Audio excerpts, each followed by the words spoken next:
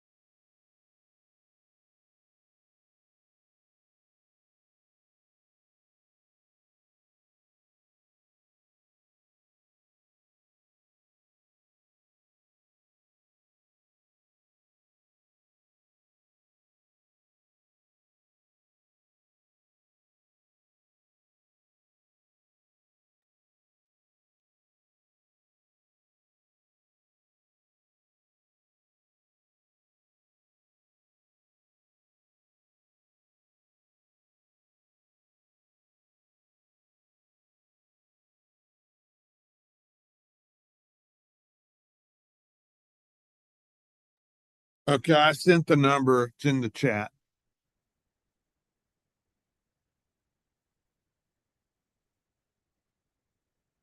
Yeah, I just tried calling and I didn't get through. I'm trying to call again. Okay, I'm right here by the phone.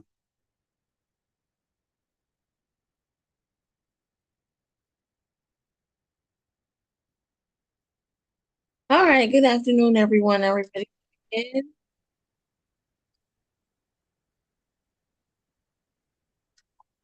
All right, all parties are on Zoom. I see the jail. Let's get started. Good afternoon, everyone. This is the State Expedited Accusations calendar in the State Court of Fulton County, Georgia. I'm Judge Melanie Williams. And at this calendar today, we will address Keith, bonds Keith, for Keith Cook. Oh, Mr. Cook's there.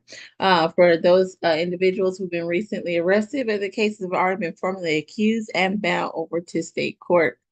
All defendants, you have an absolute right to remain silent. Anything you say regarding the facts of your case can and will be used against you. You also have the right to counsel today. As you can see, I'm conducting this hearing over the internet as a live stream. It's also being recorded. That means any member of the public can log on to this proceeding and watch. When I ask if you understand your rights, that is what I am referring to.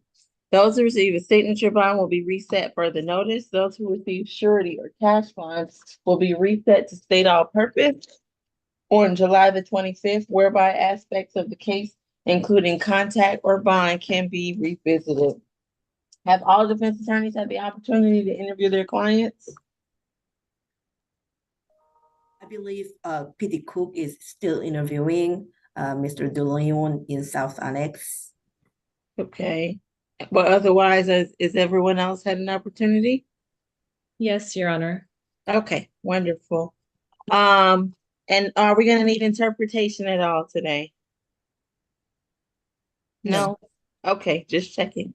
Those are issues we usually get stuck on. 24 and 30 are waivers. Okay, thank you. We got to add on. We do, okay. Was that add-on the full sheet? Yeah, it was. Okay. All right, let me get my stuff together. Who do we have in courtroom 2?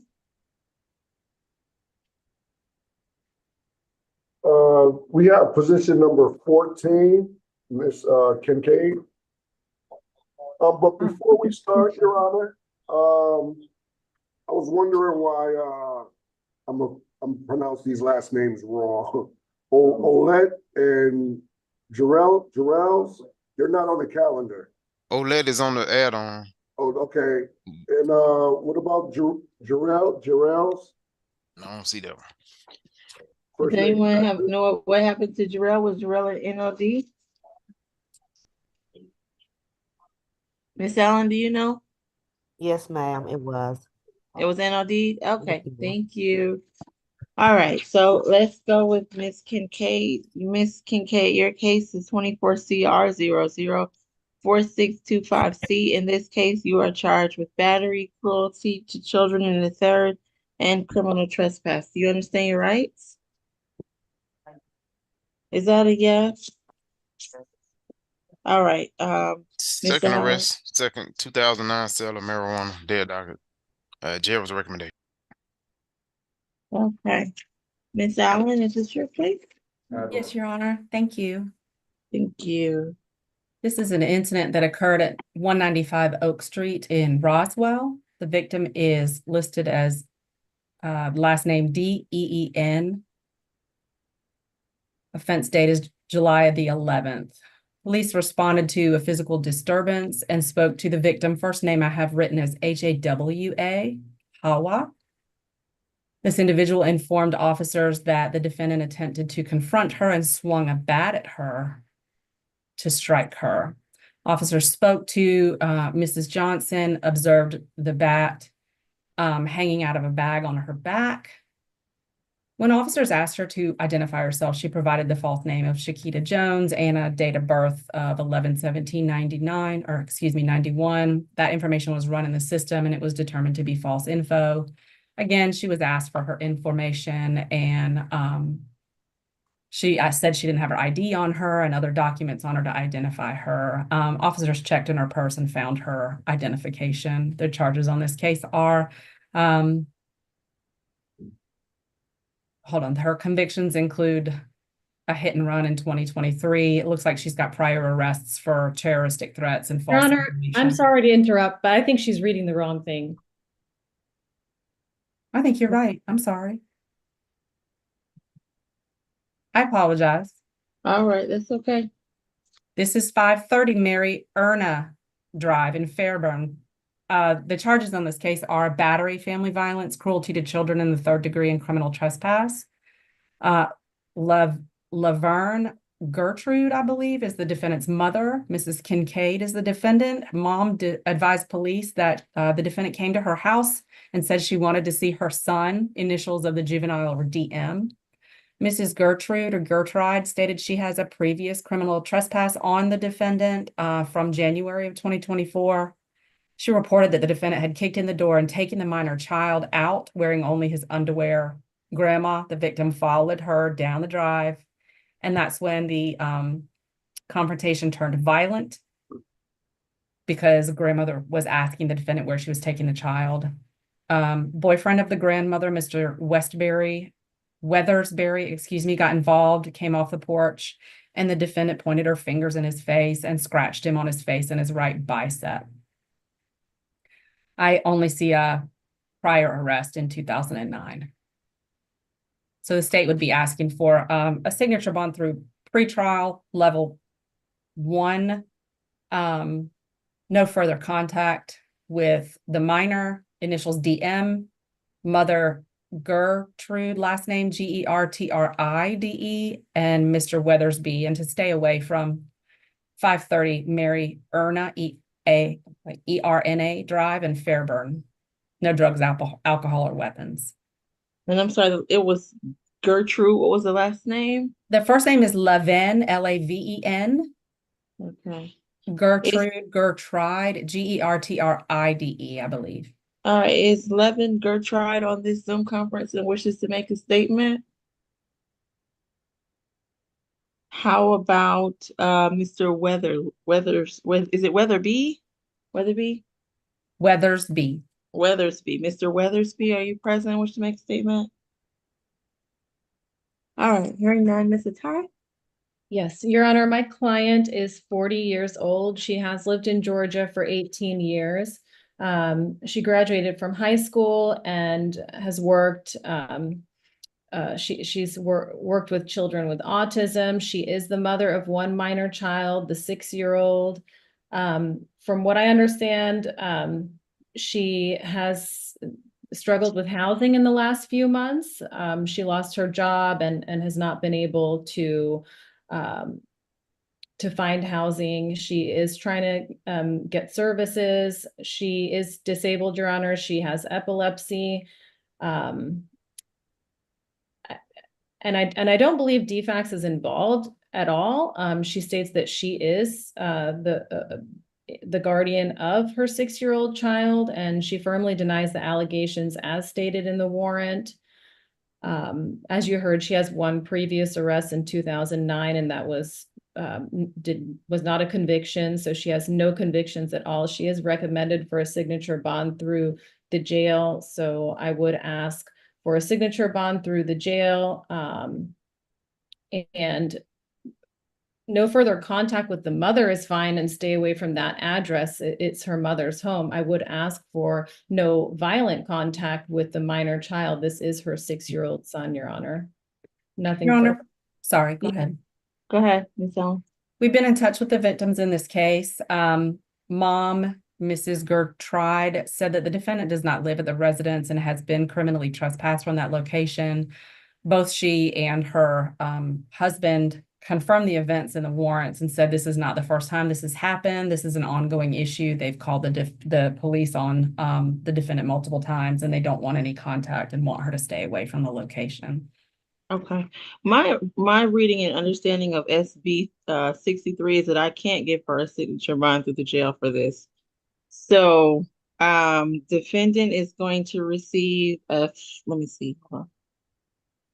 Hold on. I'm bad at math.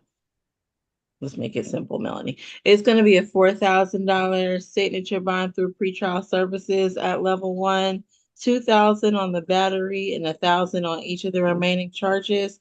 She's to have no contact with Miss Levin. However, she's to have no further violent contact with the minor child. She's to stay away from that location, have no alcohol, no drugs, no weapons, as a condition of that SOB through pretrial. Is there anything additional? Yes, Your Honor. Can she have a one-time law enforcement escort? Yes. She doesn't live there. She Her can. child's there. She what? Her child is there. Well, she doesn't have to go to the location to retrieve her child. Well, look, I don't have a problem with her going there once with the police to get whatever she might need to get. So one time she can go. All right. Thank you, Your Honor. All right. Best of luck to you, Ms. Kincaid. That concludes your case. Have position number 9, Ms. Halls. All right. Give me one moment. Okay, Ms. Hall. Why is my papers out of order? Come on, let's get it together.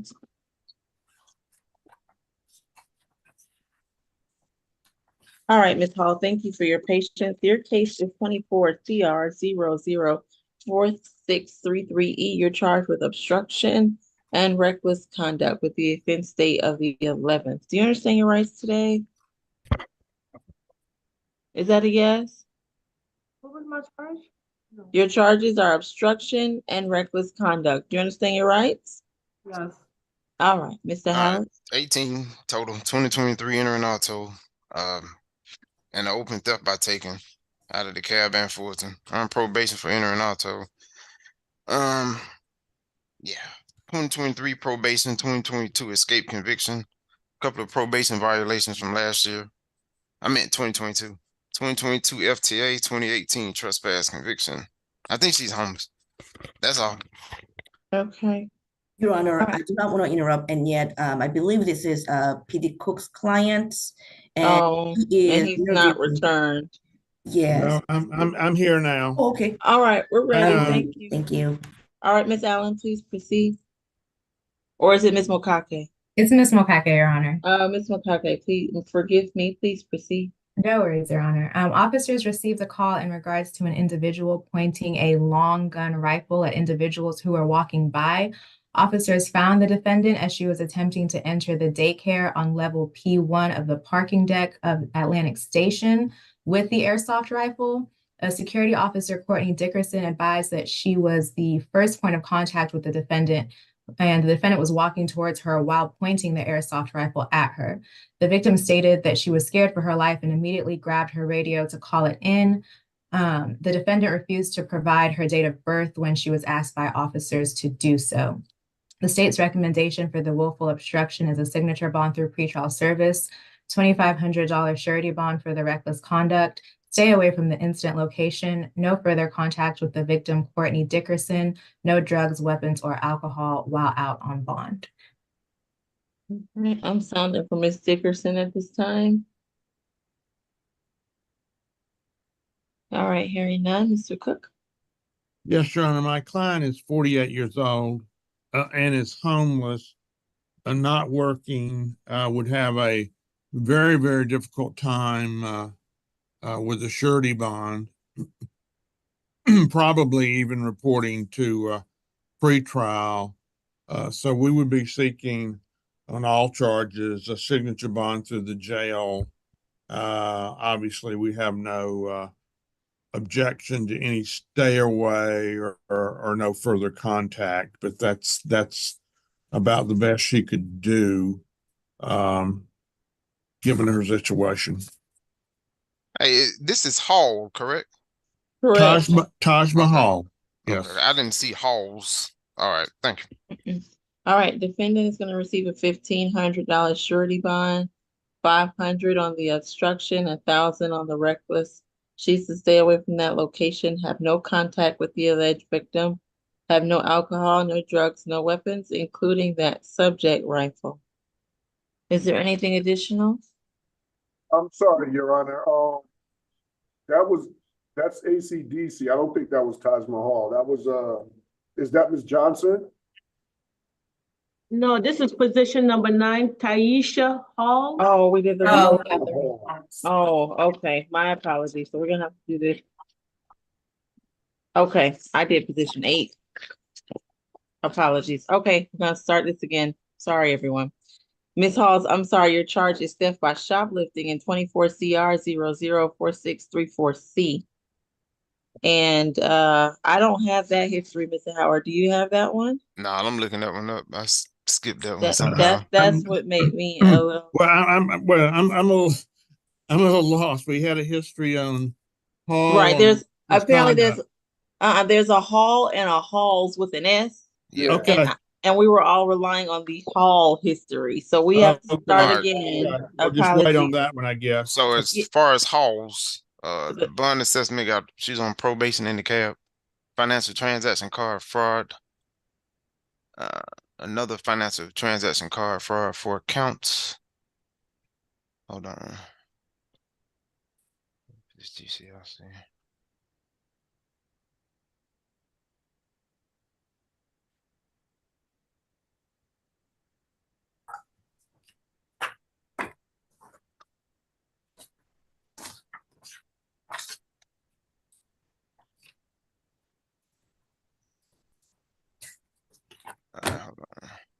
see a 2016 out of California.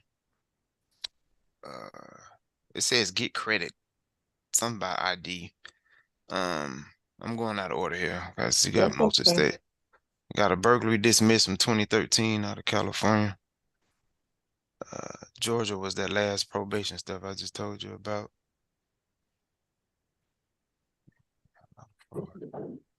I got history out of New York as well.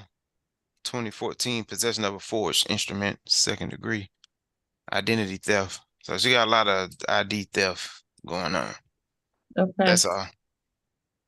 Okay, and this particular charge, theft by taking, is not the first one? Or is there any other theft by taking in the history? I believe it's This is theft. shoplifting. Yeah, Oh, it's shoplifting. she don't have any theft by taking, right? But I didn't I'm sorry, see any. this list of bail restricted offenses is, until we know it by heart, I have to look at each one. So do you see that, Ms. Howard? No?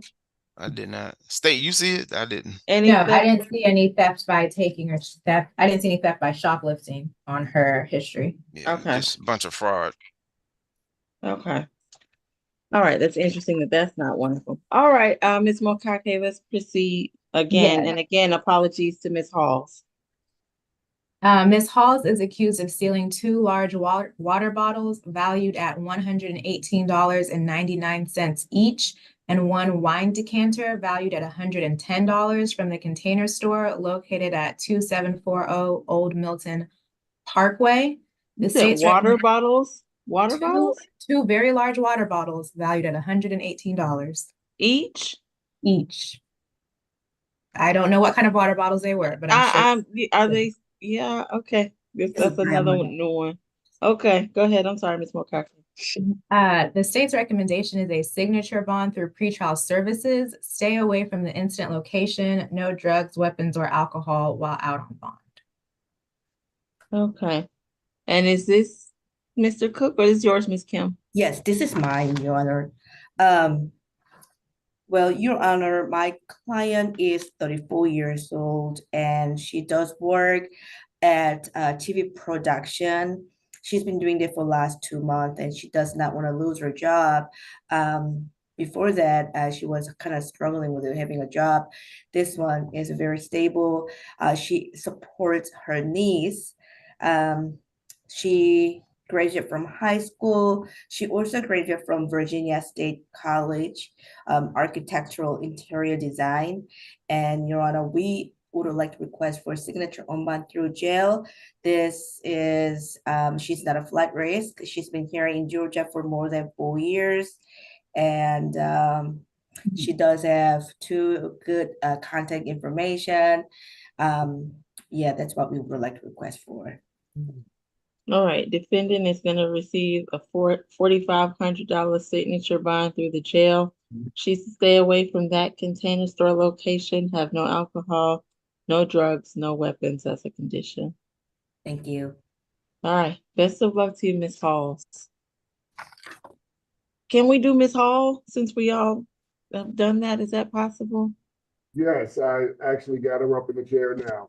Okay, thank you for that. And our apologies again. All right, Ms. Hall, your case is 24 CR 004633E. You're charged with obstruction and reckless conduct. Do you understand your rights? Yes. All right. I believe we've heard the facts of this case, but is there anything to add, Ms. Mokate? Nothing to add, Your Honor. All right, Mr. Cook. I just want to clarify, is the person in the seat Taj Mahal? Yes. Okay, thank you, Officer Guthrie. No, I think we went over everything. Well, he is homeless. He has no income. Yes.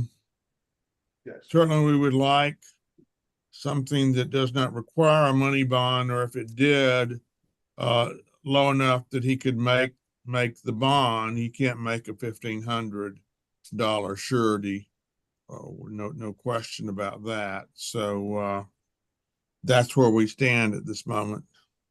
Okay, I'll lower slightly. It's gonna be $1,000 surety bond. It'll be 500 on each count with the same conditions. Stay away from that daycare location. No alcohol, drugs, weapons, including that subject weapon.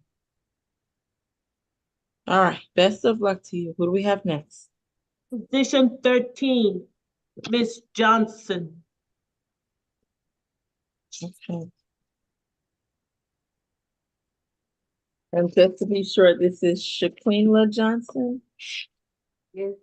All right, Ms. Johnson, your case is 24 CR 004624J. In this case, you're charged with obstruction. Do you understand your rights? Yes. All right, Mr. Howard. 4 total, 2023 simple assault, simple battery, terrorist threats, given false name, 2022 hit and run conviction, 2021 trespass damage conviction. Okay, thank you, Ms. Allen. Your Honor, this is the case I erroneously gave the facts on previously, an offense from July the 11th at 195 Oak Street in Roswell. Ms. Johnson's charged with willful obstruction of law enforcement officer. They responded to a physical disturbance and spoke with the victim that they had been called by Hawa, Hawa, last name Dean, Deen. They informed officers that the defendant had just swung a bat at her. Officer spoke to the defendant, saw she had a bat in the bag on her back, asked her to identify herself. She gave a false name and date of birth. She claimed she didn't have any ID on her. When they looked at her bag, she indeed had ID and she was charged. We would ask for no further contact with the victim, Hawa Dean, and no drugs, alcohol, or weapons.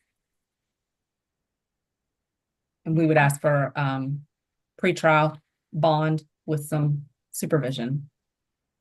All right, understood, Ms. Kim.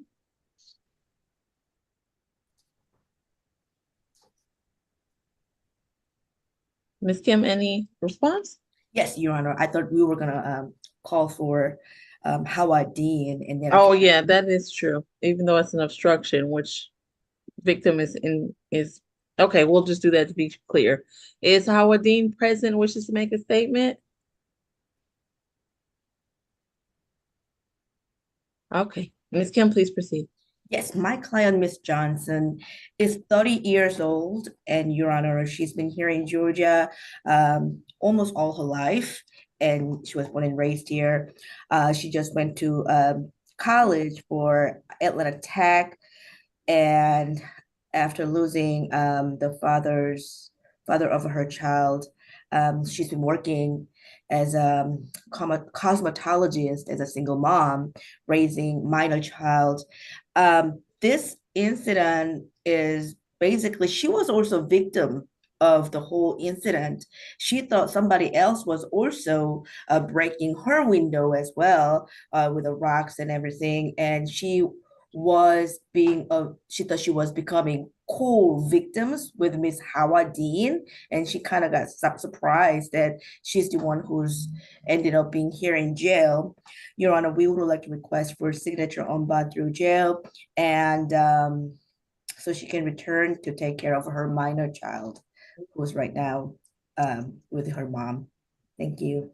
All right, again, my reading of SB 63 is that obstruction now cannot go through the jail.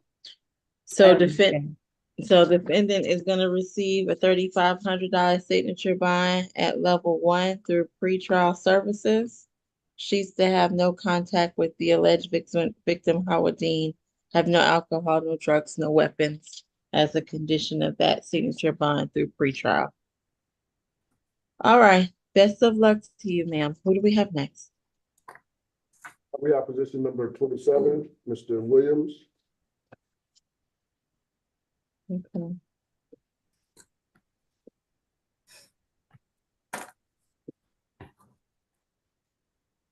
All right, good afternoon, Mr. Williams. Your case is 24 CR 004644F. In this case, you're charged with possession of a pistol or a revolver by someone under the age and pedestrian in the roadway. Do you understand your rights today? Is that a yes? Understand your rights. You understand your rights? First arrest, Judge. I got that. This is Rod Williams, correct? Yes. Okay. Do you understand your rights? Yes. Okay. Ms. Allen, please proceed. Thank you, Your Honor. This is an incident that occurred on the 11th of July, 2024. Officer Candler of APD and others were on patrol in the area of Campbellton Road and at 2400 Southwest Campbellton Road in the area of 2343 Willis Mill Road. While on patrol, they witnessed 3 men crossing the street, not in a crosswalk and against oncoming traffic as it was in motion. The male identified as Mr. Rodriguez Williams was walking as though he had a firearm in the waistband of his pants as he was holding his pants up. When police approached the 3 young men, the defendant began locking his arms and reaching towards his waistband while pushing his pelvis forward like he was trying to prevent the weapon in his waistband from falling to the ground. He was detained. The police did an outer body check and confirmed the presence of a weapon. He was found with a Century Arms pistol in the front waistband of his pocket. He's 17. I do see that there's little to no criminal history. This young man is 17 years old. We'd be asking for a $5,000 surety bond, and he would need a cosigner. A possession of a firearm under the age of 18 in a group of folks crossing the street just blatantly is dangerous.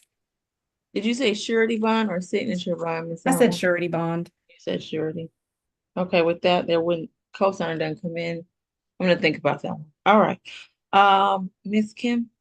Yes, Your Honor, my client is, of course, 17 years old. I believe Miss Kiki Travis, his mother, is on the Zoom. We would like to sound for her a little bit later.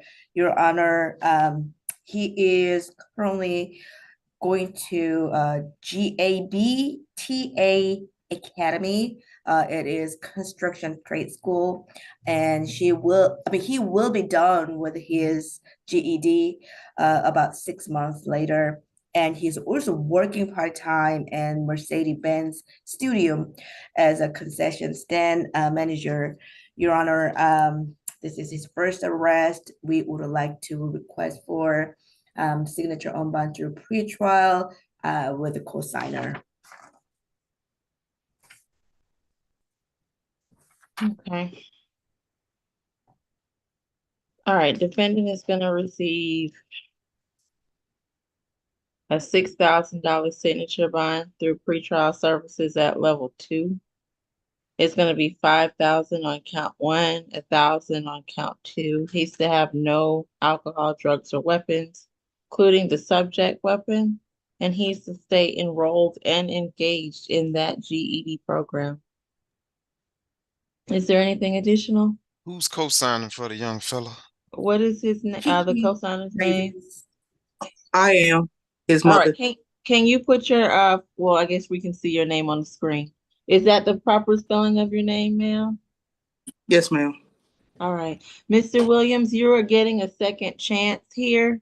Wait, sit down, Mr. Williams. Sit down. You're getting a second chance here, all right?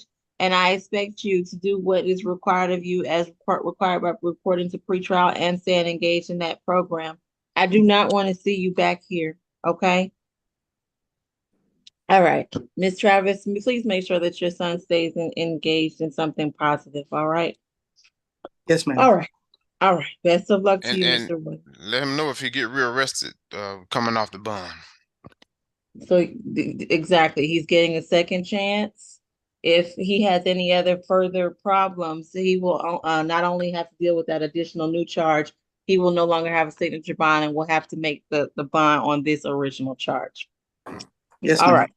All right. Mr. Williams, Thank you. shape up. All right. Take care. Who do we have You too. next? Position 23, Ms. Rajanimi.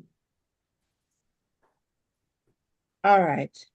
Ms. Rajaneem, your case is 24CR004648A. You are charged with theft by receiving back in December of 2023. Do you understand it right? Yes, ma'am. All right. Third 30. Howard. Last arrest was Monday, possession of drug-related objects, NOLO. 2022 probation, 2022 FTA, 2021 FTA, 2019 probation, 2018 financial transaction card fraud, possession of meth conviction, 2018 shoplifting NOLO, 2014 obtaining property under false pretense conviction, and 2013 possession of stolen goods conviction. I think she's a fugitive from justice, North Carolina, so they're probably coming. Oh, okay. Miss Allen? Thank This you, is Your for you. Honor. This is a case that is a delayed arrest. There's been a warrant outstanding for a period of time. It's a theft by receiving case, Your Honor. The defendant was found to be in possession of a stolen iPhone 13 based on its serial number. Specifically, it was the property of a victim whose name was Natasha Kusabib, Kusabib. The defendant was found to have sold the iPhone to an Echo ATM at Kroger, which is basically like pawning it. This was investigated by property crimes at APD. Officer was dispatched to a larceny from a call. 2015 Volkswagen Beetle with a Michigan tag had been broken into. And I'll give you the address of that. The owner of that vehicle noticed the next morning that the center console in her car was up and there had been items rifled through. She had packaged an iPhone to ship back to AT&T for trade-in, and she provided officers with the serial number of the phone. The victim was not able to track her cell phone at that point, but police were able to obtain the IMEI number and located through the pawn desk that APD has and a database to see that the phone and with its serial number and IMEI number had been sold recently at a Kroger at what's called an Echo ATM. And the defendant used her driver's license when she submitted this item to sell it.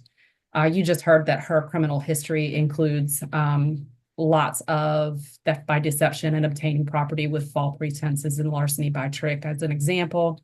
The victim identified that the defendant was not someone that was known to her. She recovered the iPhone and sent it back to AT&T. However, it had many cracks all over it at that time.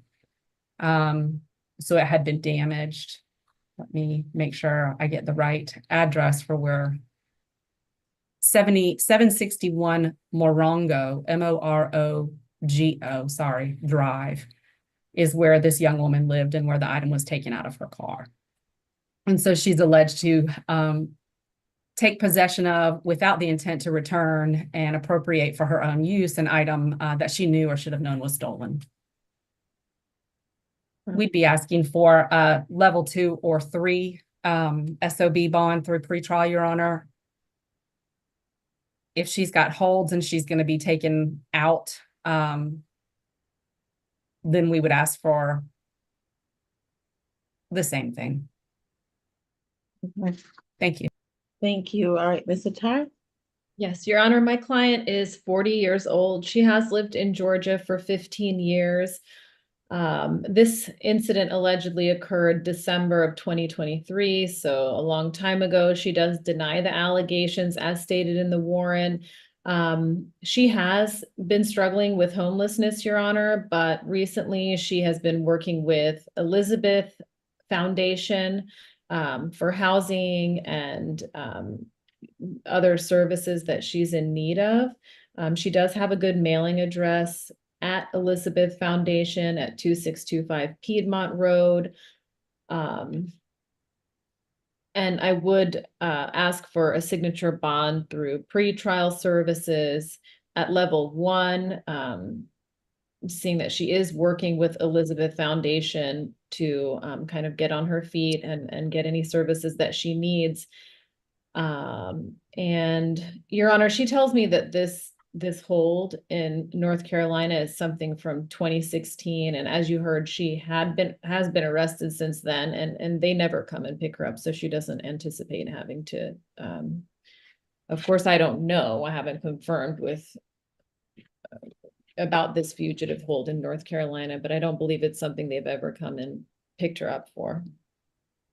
All right. Defendant will receive a $6,000 signature bond through pretrial at level 1 per judge. Oh, yeah. Thank you, Mr. Howard. She's to stay away from that location, have no alcohol, no drugs, no weapons. All right. Best of luck to you, ma'am. What do we have next? Next, we have position number 1 and 2, Mr. Banks.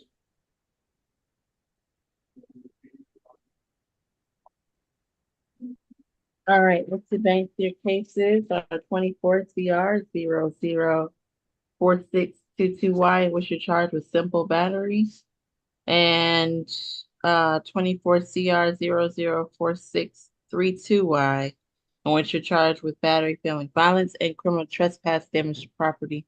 Do you understand your rights? Yes. All right, Mr. Howard. 21, 2022, 2 counts battery DV, trespass, theft by taking convictions. 2020 and 2021 probation. 2019 battery, trespass conviction. 2018 disorderly conduct. 2018 probation. 2015 FTA. And he got a probation hold too. Okay. Understood, Ms. Allen? This is me, Your Honor, Ms. Mokake. Oh, I'm sorry, Ms. Mokake. Please proceed. This incident occurred July 10th, 2024 at 1217 Metropolitan Parkway, Southwest Atlanta. The defendant is accused of hitting the victim, N.D. Manan, with a soda can after Mr. Manan told him to pay for his items. Officers were able to observe video footage of the incident. The state's recommendation is a $1,500 surety bond. Stay away from the incident location, no further contact with the victim, anger awareness, no drugs, weapons, or alcohol. All right. Is Mr. Manan on the line and wishes to make a statement?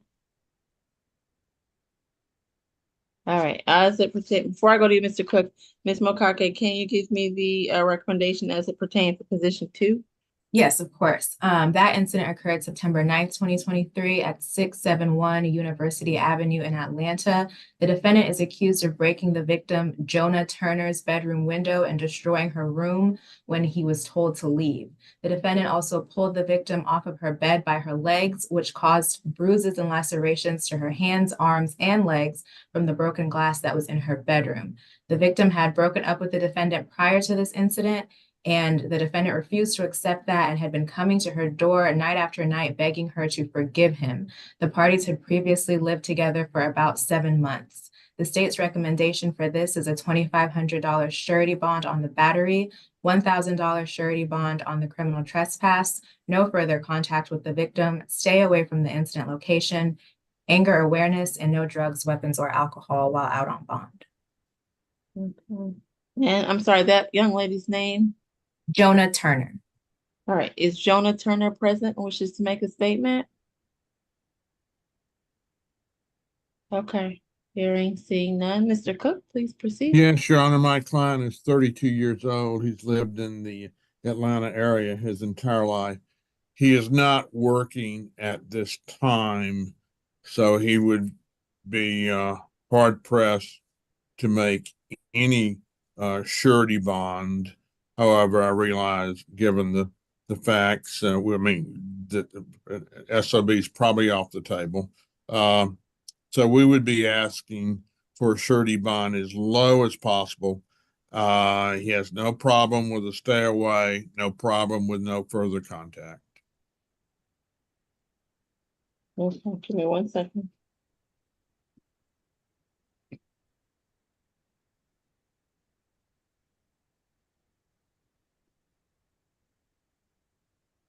Okay. All right. As it pertains to the case ending in 4622Y, in which the defendant charged with simple battery, he's going to receive $1,000 surety bond. He's to have no contact with Mr. Manan, stay away from that location, and have no alcohol, no drugs, no weapons. As it pertains to the case ending in 4632Y, defendant is going to receive a total of a $2,500 surety bond. It's going to be $2,000 on the battery, family violence, and $500 on the criminal trespass. He's to have no contact with that alleged victim and stay away from that location, have no alcohol, drugs, or weapons. Is there anything additional? What would that total be, Your Honor? Yikes, you want me to do math again, Mr. Well, you went So to it's check. My goodness. okay. So it's 20. It's so far gone for me. I know. 2,500 plus another 1,000. So he's got to make 3,500. Okay. I Okay. I understand. won't tell your fellow alumni. I know many of Please, them. please don't. And as a reminder, he's gonna be reset to the all-purpose calendar on the 25th. Should he not make fine, we can revisit aspects of the case at that time. Thank you, ma'am. All right, best of luck to you, Mr. Banks. Who do we have next? Real quick, Your Honor, on his, 3 card, it's a probation violation, that's just, we'll do without the probation violation? I'm sorry, say that again. I can barely hear you. Okay, never mind, never mind. Are you sure? Yeah, Okay. yes, no. We have position number 3, Mr. Brinson.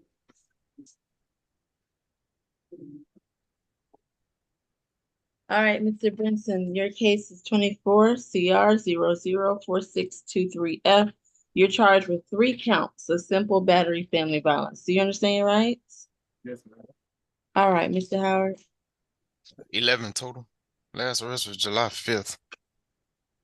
Ain't really put nothing on here. It's traffic driving without a valid license. Got a case out of car for theft by receiving.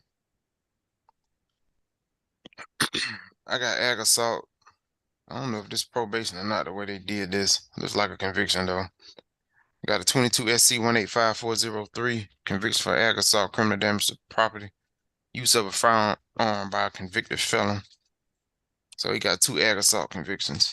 2023 probation, 2022 failure to appear, 2021 probation. Excuse me, is this Mr. Brinson? Yes, position 3. Okay, thank you. All right, Ms. Mokake, please proceed.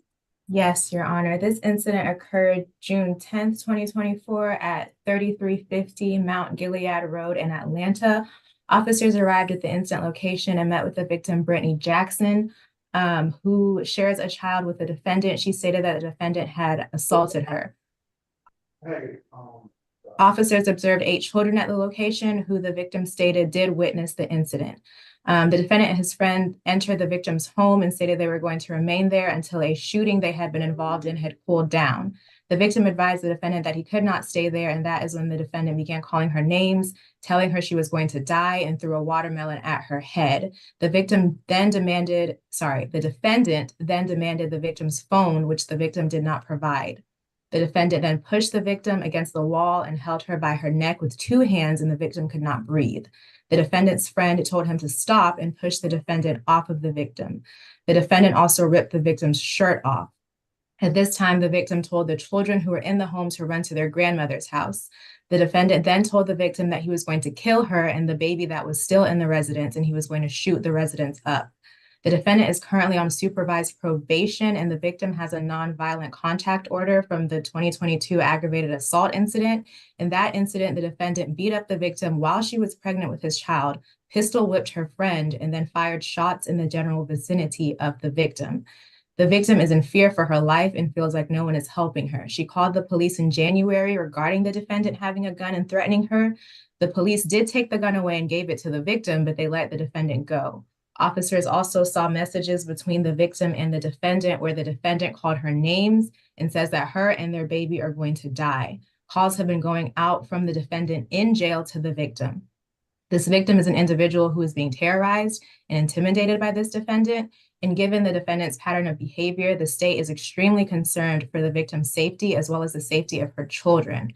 The state's recommendation in this case is a $3,000 cash bond on each simple battery. No further contact with the victim, no further contact with the victim's children, stay away from the incident location, an ankle monitor to ensure that he is not going to the victim's residence, and no drugs, weapons, or alcohol while out on bond. Okay. I'm sorry, and please tell me the victim's name again.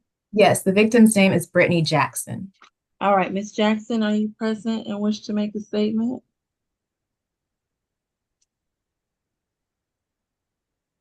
Hearing, seeing none. Mr. Cook? Yes, Your Honor, my client is 24 years old, has lived in the area his entire life. He's not a threat not to come to court. We would ask for we have no problem with any. I'm sorry, somebody's signaling us here. What's Okay, happening? I'm sorry, somebody was on my screen from courtroom 2 giving a signal for something. But anyway, we would be asking for a surety bond on all charges and no anger management. We have no or any special particular course. And that would be it. Given his financial circumstances, that's he would have a hard time doing that as well. So that's what we're asking for, as low as possible, given his financial circumstances. All right. Defendant is gonna receive, I'm sorry, let me do this back, a $9,000 surety bond, 3,000 on each count. He's to have no contact whatsoever with the alleged victim or the alleged victim's children. Stay away from that location. I'm not gonna order the ankle monitor at this juncture. But he's to have no alcohol, drugs, or weapons, and he is absolutely to have no contact with her, whether social media, phone, text, or otherwise. Is there anything additional? Thank you, Your Honor. Nothing else from defense. I do also believe, I just want to let the court be made aware of this. I do believe that he is having other people contact the victim as well. So if it could just be made clear to him that he is not to contact her or have any of his friends or family contact her. Yeah, no contact through any means. No messages to this young lady. Your All Honor, right. that's fine, but he can't. I mean, he can't prompt other people to do it, but I would He's not responsible for the actions of others. However, he's not to ask them to pass messages. Yes, thank you, Your Honor. All right. All right, who do we have next? We have position number 4, Mr. Davis.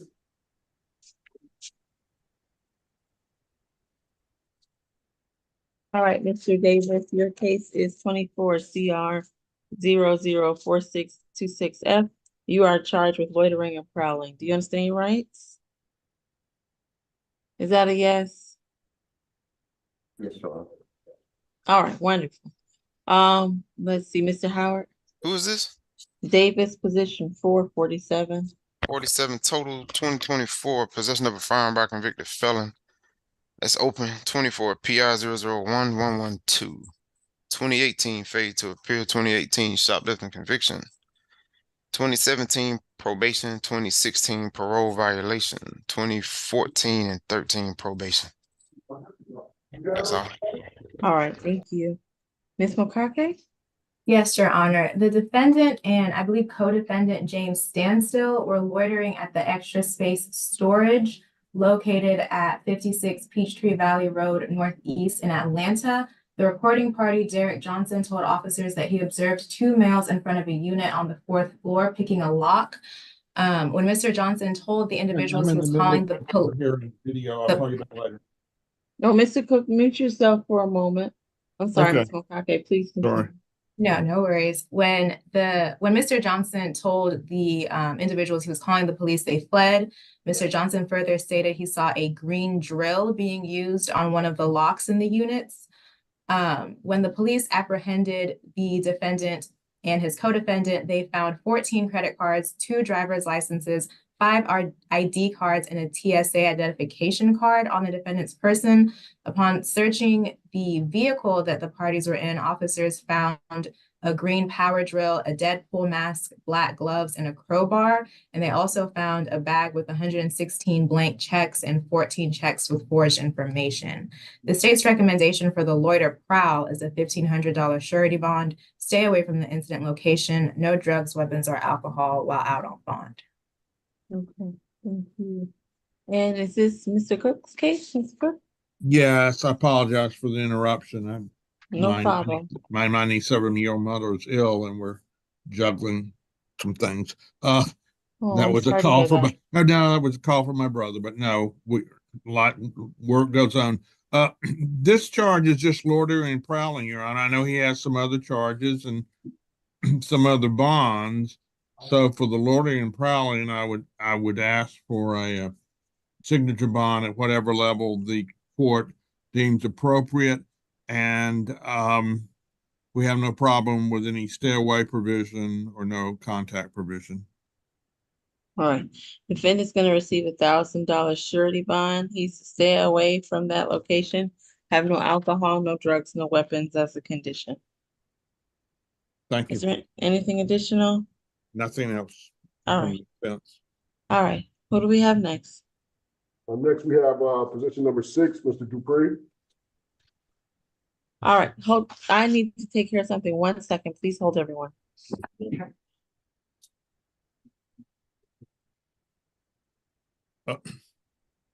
Officer Ghosty, who is this?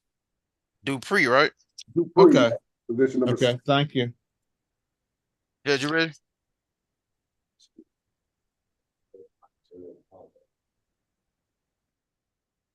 Or should I say Officer Goethe, as I prefer.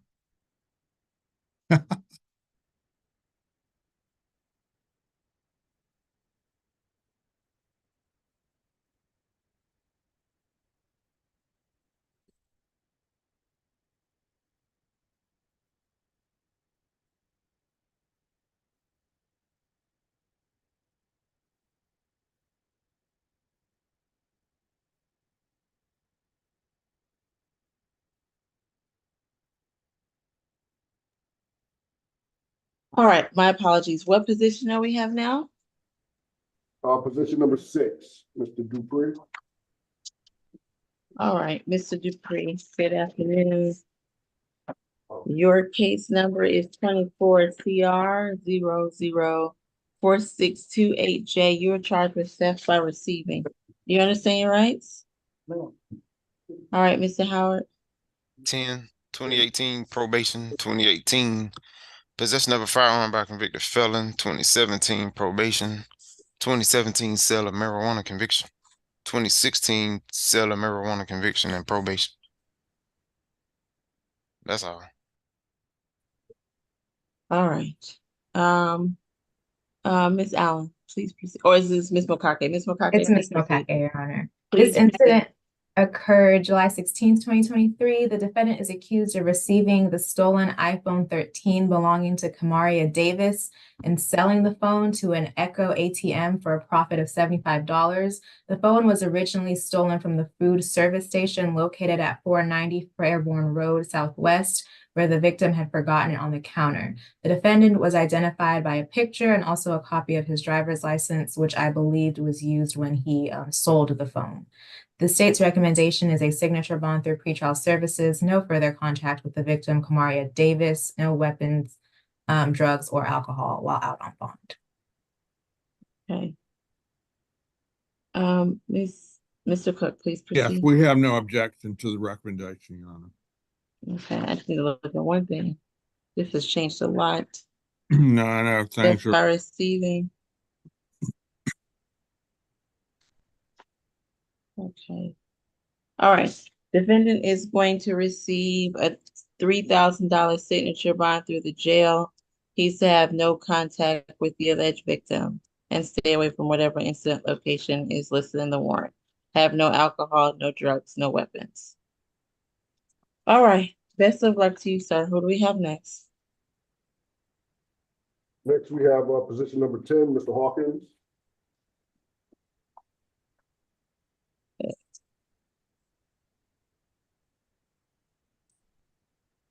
All right, Mr. Hopkins, your case is 24 CR 004636B. You're charged with battery, family violence. You understand your rights? Yes. All right, First. this is first arrest. All right, Ms. Allen, Ms. Mokake, I'm gonna get it right eventually. Please proceed. This incident occurred July 11, 2024 at Grady Memorial Hospital. The victim, Jessica Christian, was visiting the defendant at the hospital when he accused her of cheating and pushed her. When the defendant pushed the victim, the iPad she was holding hit her face, causing a scratch, and the parties used to live together. Our office has had a chance to speak with the victim, Ms. Jessica Christian, who confirmed the events in the warrant, stated this is not the first time the defendant has been violent towards her, but there have never been any arrests made because the defendant always leaves the scene before police arrive. She stated she is not in fear of the defendant and is okay with contact, but she would like the defendant to stay away from her residence. The state's recommendation is a signature bond through pretrial services, no further contact with the victim to allow for a cool down period, stay away from the victim's residence, no drugs, weapons, or alcohol while out on bond. And I would ask the court to sound for Miss Jessica Christian. All right, is Ms. Christian present and wishes to make a statement? Hearing none, Mr. Cook. Yes, Your Honor, we have no objection to the recommendations, except that we would like, given his background, we would like for this to be a signature bond through the jail. All right, understood, but again, I think that I can't do that anymore. No, Yeah, I know, battery. we're all kind of trying to Yep. memorize these things. I'm sorry. Battery family violence is different from battery, but I'm not sure I'm gonna Well, look at no, that one. I think he was charged with simple battery, family violence, but no, I get it. I understand. All right. All right, defendant is going to receive a $3,500 signature bond through pre-trial services at level 1. He's to have no contact with Miss Christian. However, we can modify that at a later date. But for now, he's to have no contact with her and stay away from that location. He's to have no alcohol, no drugs, no weapons as a condition of that signature bond through pre-trial. Is there anything additional? Yes, Nothing. Your Honor. The incident location was Grady Memorial Hospital, and the victim stated that she wants him to stay away from her residence, which Okay, so yeah, we will change it from that. So stay away from the victim's home, not the hospital. Oh, okay. All right. All right. Okay. Best of luck to you, sir. That concludes your case. Who do we have next? We have position number 11, Mr. Jacobs. All right. Good afternoon, Mr. Jacob. Your case number is 24 CR 00462 You're charged with simple battery, family violence, and 2 counts of criminal trespass and damage to property. You understand your rights? Yes, ma'am. All right, Mr. Howard. What's the name? Jacobs, position 11. Fifth arrest, 2022 probation. Appears to have an open case. Sale of marijuana, possession of a knife or a firearm during the commission. Possession of drug-related objects, possession with intent to sell, deliver, distribute, or provide a minor any drug-related objects. It's 23 SC 189-922. Has a current FTA hold. 2019 simple assault conviction. That's all. All right, Miss Mokake, or is it Miss Allen this time? I'm gonna stop guessing. All right, please proceed, Miss Allen. Absolutely. Thank you, Your Honor. This is an incident from the 11th of July this year at 1749 McClelland Avenue in East Point. Police responded to the Highland Apartments in reference to a fight call. There they spoke to the victim, in this case, Amber Brockington, that's Brockington. She reported that the defendant came in intoxicated, started an argument, requesting that she leave the home. He threw her belongings outside and grabbed her by the neck with an open hand. She felt that he was trying to choke her. He also began an argument with another person in the home, Micah Jackson, Micah. That's an individual who has 2 children with the defendant. The defendant struck Mrs. Jackson in the face with an open hand and grabbed her by the neck. Bleeding and bruising on her lip and neck were observed. 2 of Miss Jackson's cell phones were thrown on the ground, smashing them, each value of $250. Can I say something? My bad. Mrs. Brockington reported that she was also struck with the butt of her hand, or her phone was struck with the butt of a handgun in order to break it by the defendant. We'd be asking for no further contact with Amber Brockington or Micah Jackson. Stay away from the Highland Apartments, 1749 McClelland Avenue address. Complete family violence intervention. Have no drugs, weapons, or alcohol, or anger management, if that is easier. All right, I'm sounding for Miss Brockington at this time. And Your Honor, we'd be requesting a surety bond. And sounding for, what was the other name, Miss Allen? Micah Jackson. Mr. Jackson. Mhm. All right, hearing none. Who represents this defendant? That's me. I'm sorry. What right. was the state's recommendation on the surety bond, the It amount? was, did you give an amount? I think she just recommended a surety bond without a specific Okay, amount. well, we'll go with that. Uh, no, he is not working. We'd like, a surety bond as low as possible. We would object to the FBIP at this point. We have no objection to any stay away or no further contact. Okay, give me one moment.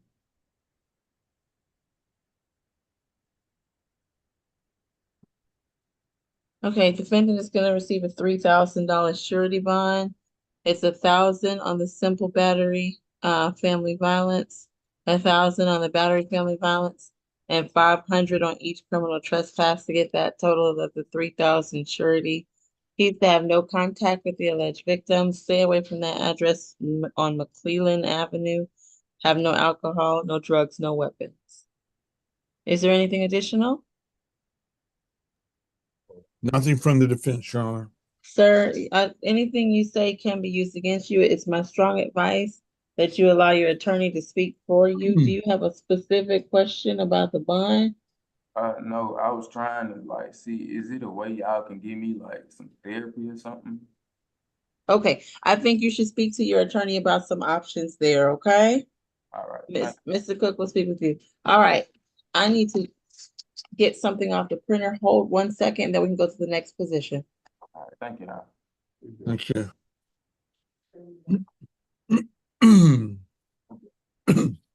Well, some of it is in court.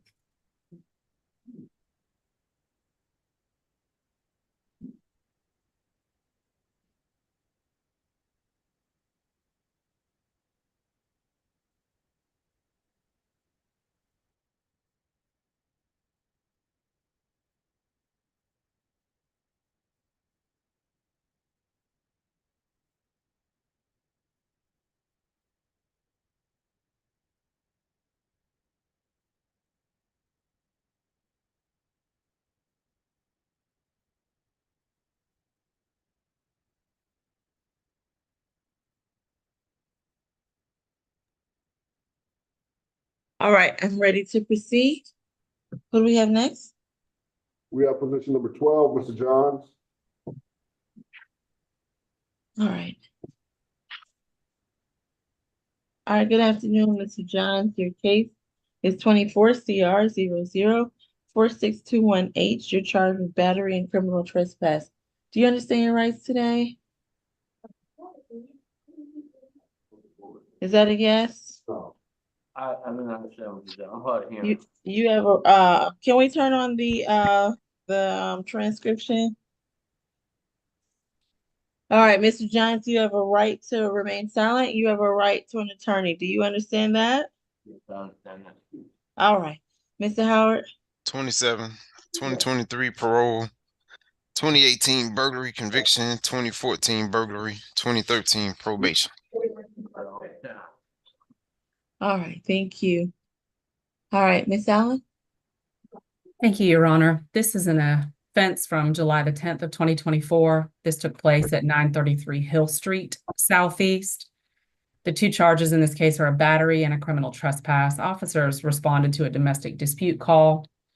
Caller reported that her uncle had a knife and had threatened them. She said the defendant had jumped the fence behind the backyard.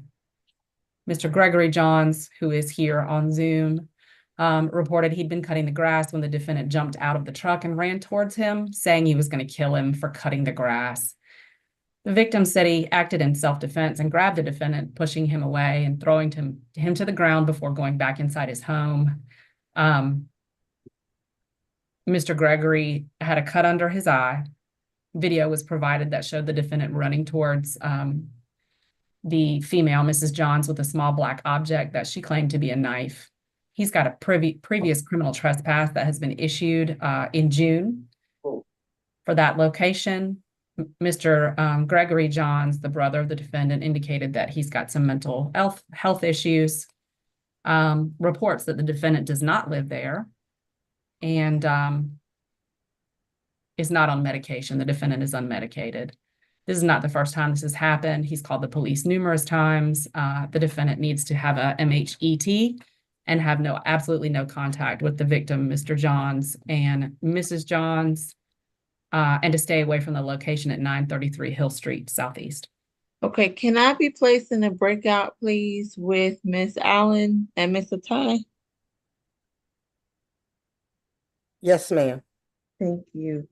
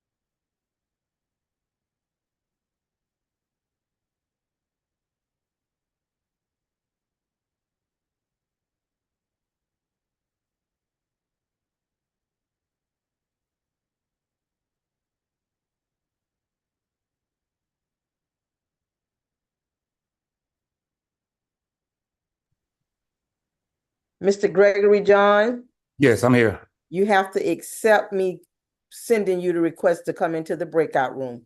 How can I do that? I don't know. I just had someone set it up. Accept. I don't know how to do it, man. I'm trying to do it. It I should put- be, there he is, I believe. Is it on? It should be at the bottom. I'm looking at it. I see the mute. I got it off mute, and I matched it where it say start video, and I start video, and it said video started now. It still got an X on it. Could you hear me? Yes, I hear you. Yes, I'm trying to get it to. I'm not familiar with too much of the with computers. I had my daughter set it up for me. I'm at her house, so I'm just messing with it. I thought I had it figured out. Okay, it says stop video. Carter, I'm trying to get my grandson there. I do your accept. Are you still there? Yes, I'm here. I'm Hold trying to get, on. okay, I can hear you.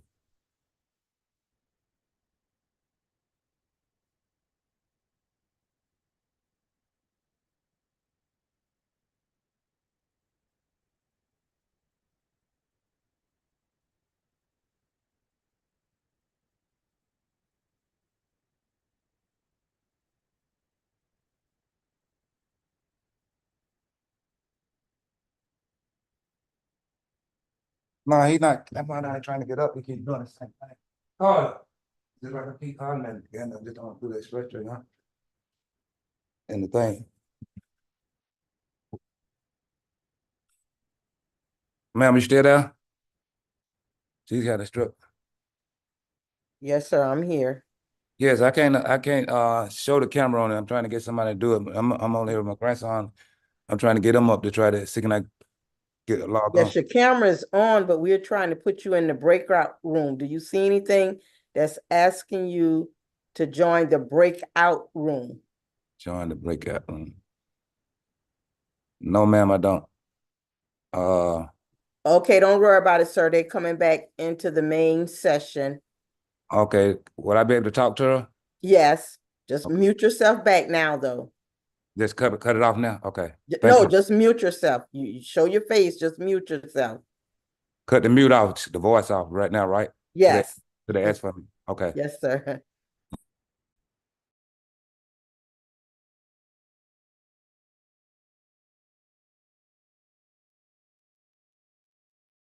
If you would like to make a statement and you're still present, please raise your right hand. Not you, Mr. Gregory Johns. Do you wish to make a Yeah. statement today? Yes, ma'am. I would like to make a statement. Do you swear and affirm testimony you give today will be the truth to the best of your knowledge? Yes, ma'am. Okay, you can put your hand down now. I need to give you some instructions. I'm not sentencing the defendant today, so there will be other opportunities to speak about the facts of the case. Okay. If you are concerned about that, you can get in touch with the victim witness advocate or with the defense attorney. What I'm most concerned with today is any concerns you have for your safety. I'm going to allow you to make a brief statement, and also please do not make reference to any potentially sensitive medical issues. In light of those instructions, Mr. Johns, what would you like to tell me? Yes, basically at this point, I fear for my life because of the threats that's been going on with my brother. I called crisis with several times. They came to pick him up. It ain't got to the point now, it don't got where he continues to come to the house. I'm just trying to find some kind of resources. I don't have the resources for us to even get him here. I'm dealing with situation with the home. I haven't been working in 4 or 5 months. It's just dealing with him has just been pretty much stressful, and he just more of his state, what he's going through. I'm not talking about as what we just said a minute, but I do feel at this point when he threatened my life, and pretty much now he's able to get weapons. He got a gun also too, that when the police came, I'm not gonna get into the case, but it don't came with weapons start getting involved. Knives, he's always going to get knives. So I feel at this point, my knife, he threatened to kill me. At this, in mental health, I mean, I'm just leave it alone. I just got to get into a point, and I hear what you were saying. But it done got to the point now I'm fearing for my life at this point because it's a criminal hits going on out of call crisis. I got an order from the courthouse, and they came and pick him up. He only stayed 1 day, and he come back, and they did it twice. And right now, I don't have any solution, no kind of way. If the court any kind of way can help me with some kind of solution for us with this situation I'm dealing with, and it's serious for us now. I'm feeling for my life at that point. It don't got that serious, for us. I And appreciate you coming to court making that statement, Mr. Johns. Is there anything additional? you say you don't want to talk for us anything the case, what's going on for that situation, for us,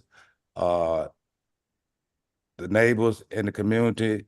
He's on the ringtone. I feel for his life also because he started going in cars. They got him on the ring camera. Someone sent me the ring camera that he opening doors, the cars and breaking in cars. And that's why I think he ended up getting the shotgun from. So the community kind of really, they ask me questions, they don't deal with him because he walked the street all night, constantly all night. You know, it's don't got to a point now where he don't build so much anger up in it. To me, the family don't deal with him, nobody don't deal with him. And I try to, by me helping him, I'm his worst enemy. And it don't got to the point now where he's threatening my life. I feel harmful of my life at this point. You So know, is it safe to assume you wish to have no contact with him at this time? no, I wish to have no contact, and I wish for him not even to even be even in the house or even coming to the house of the community. But he was staying out in the truck. I try to leave him alone, but when he go through the sickness, whatever he going through, and it's get to the point where he just walk all night. He sell stuff in the neighborhood. You know, I don't get too involved in the case. It's not a court, but I was trying to give some ideas of what I'm dealing with. It don't got to the point where my life is in danger for us the mental health situation where he's dealing with, and it involved me. And I tried so much to try to get him help. I don't reach that the crisis 2 times. I went to the courthouse to get him. I love him. That's my brother, but it's the time about it. I'm his worst enemy. And the one trying to help him is just the main thing. He just keep coming back to the house. You know, he's normally don't have anywhere to stay. He just out in the street all day. He's selling stuff. He go get something for drugs all day long. And my neighbors, my next door neighbors and the people in the community, I'm tired of the police keep coming to my community now. Every 2 or 3 days or every so often, the police cars pulling up, you know, and they asking me what's going on. And they see him walking all day with the book bags. He's going in trash can, and he's hurling in all kind of trash around the house. He just bringing it. If I say something, he's got an anger. He's real anger. He's anger. It's just to the point where now, when he threatened my life at this point, it got to the point, even me almost getting to get arrested. So just dealing with this incident here and put myself in a situation, you know, it just got to the point now where I'm asking the court for some kind of, you know what I mean, help with the mental illness, what the situation going through, because my life is in danger also. And it's currently he is in danger because if he's going and checking cars, he's on the ring camera. They sent me the ring camera where he's going around checking cars all night, looking for, I don't know what he's looking for. I seen him on the ring camera, and I seen the shotgun when the police came. He got rid of that. So now he's coming with weapons. He's always going to get knives at that All point. right. No, thank All you. right, Mr. Johns, thank you. Mr. Ty? Yes, Your Honor, my client is 58 years old. He has lived in Georgia all his life. He did graduate from high school and was working, but stated that because of his deafness, his disability, it's difficult and to find employment. He has been struggling with homelessness. He states that his brother did allow him to live in his car in the driveway, and he states that this home is previously belonged to the parents, and somehow through a power of attorney which he signed, he doesn't have any rights to be in the home. He understands that he may have been taken advantage of in that situation, so he's fine with staying away from the home and not having contact with his brother and staying away. The warrant states that my client was hit, choked, slammed to the ground. I think he should be afraid to be around his brother. And of course, I don't object to no further contact and a stay away. I'm going to request a social worker to see him. He does need services. And let's see. So, but Your Honor, in this case, I would ask for a signature bond through pretrial services. And he does have an address at the community center on 1507 Hank Aaron Drive. And I guess he'll have to take his car from the driveway. So one-time law enforcement escort to get his car, which he lives in, and nothing further, Your Honor. All right. Defendant's gonna receive a $1,500 surety bond, 1,000 on count 1, $500 on count 2. He's to have no contact with Mr. Johns and stay away from that location on Hill Street. He can return one time with law enforcement to get any items that may still be at that location. Additionally, he's to have no drugs, no alcohol, no weapons as a condition. And as a reminder, he will be reset to state our purpose on the 27th. I think it's the 25th. Oh, 25th. My apologies. Thank you, Mr. Ty. Excuse All me. right. Mr. Jones, I have heard from you. We do have a long calendar. I need to No, move one on. thing, okay, one question. The car is not running. He cannot, the car is total loss. The car is not running. So that's one thing about the car. It's abandoned car. It's total loss. It don't crank. And it's been total loss. So for him getting the car out of the driveway, whatever, it ain't no way he can be able to get the car. That's gonna be one of the reasons that he's coming back to the home. I just want to state that to you on the car is totally lost. It's Oh, well, crushed. maybe he can get whatever he can out of that during that one-time escort with the police. All right, thank you, Mr. Johns. Best of luck to all parties involved, and I'm sure more work will be done on this matter, but this is just an initial bond hearing, okay? All right, who do we have next? Position number 7, Mr. Hale. Good morning, good afternoon. All right, good afternoon. Give me 1 second. Staple out of order is really messing me up. You said position 7? Yes, position number 7. Okay. All right, Mr. Hale, your case is 24 CR 004630Y. You are charged with battery in this case. You understand you're right? Yeah, I told the lawyer and Yes, No, don't just tell me. You understand you have a right to remain silent and you have a right to an attorney. You understand that? yeah, I know Miranda. All right, understood. Mr. Howard? 7 total. Appears to have an open case out of Slidell, Louisiana, entering auto, disturbing the peace / foul language, resisting an officer, theft, criminal trespass, on probation in state court, simple battery, trespass. It's 24 CR 001476Y. And he just got put on probation for that last month. He was arrested on the 7th of this month. Somehow he got pretrial for that. Not really sure how. For trespass and obstruction, that's 24 CR 004447Y. 2011 robbery conviction. This will be a bond surrender, so he's not recommended. That's all. All right, thank you. Ms. Mokake? Yes, Your Honor. This incident occurred July 11, 2024 at Vision Lounge located at 2520 Piedmont Road Northeast. The defendant is accused of attacking Matthew Budden, who was working the valet at the lounge. The defendant kept coming back to the property asking people for money. The victim told him numerous times he couldn't keep coming back, and a security officer eventually had to come over and tell the defendant to leave. The defendant again returned to the property, and while the victim was parking a vehicle, the defendant reached into the vehicle, which window was rolled down, and punched the victim several times in the face. The victim did sustain a laceration to his mouth as a result of this attack. The state's recommendation is a $2,500 surety bond, no further contact with the victim, Matthew Budden, and stay away from the incident location, and anger awareness. No drugs, weapons, or alcohol while out on bond.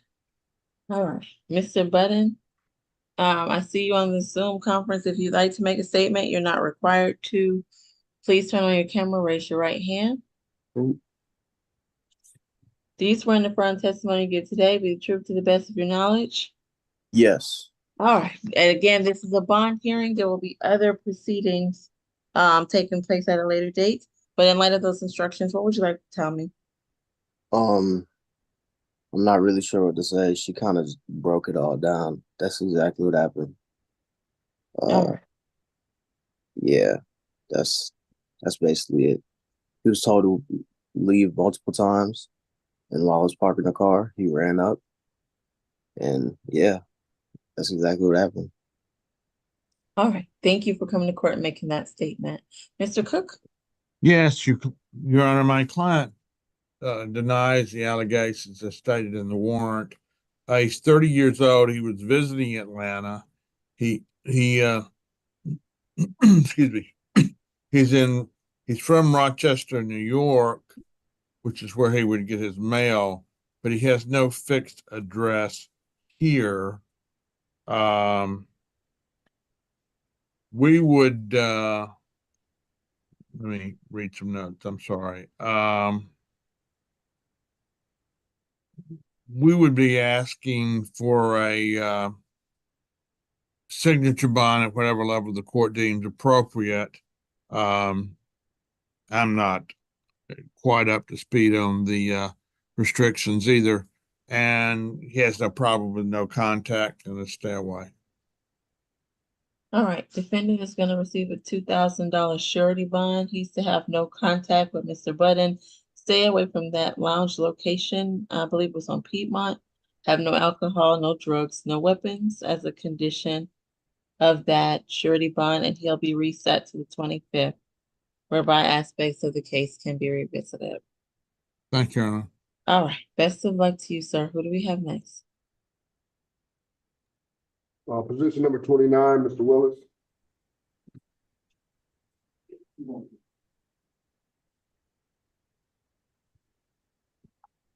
All right, good afternoon, Mr. Willis. Your case number is, sorry, it's 24 CR 004646C.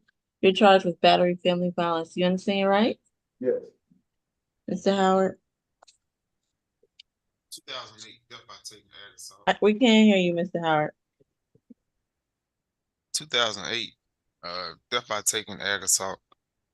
14 total. This was level 1. Okay.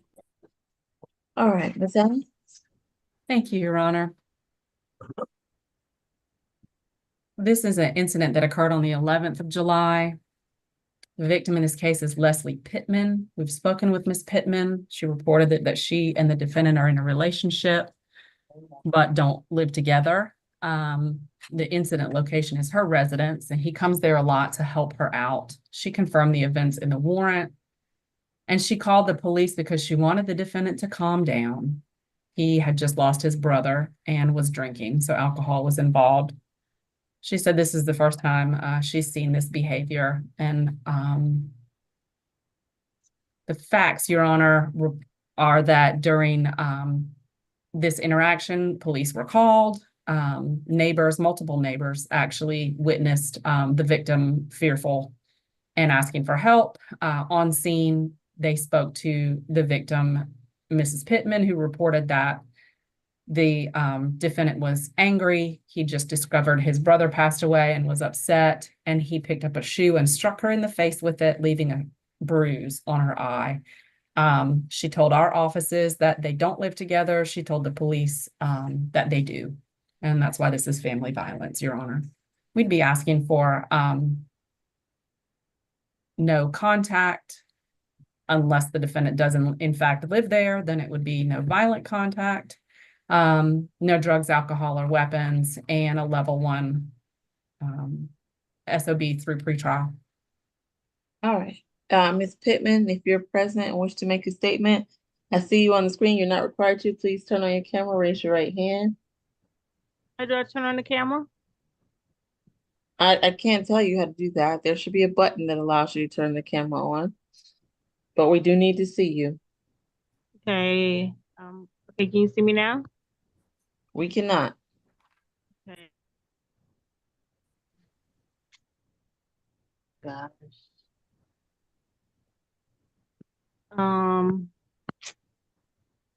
There's a button that you should be able to see me. I mean, a button for the cam. Oh, wait. I think I see it. Hold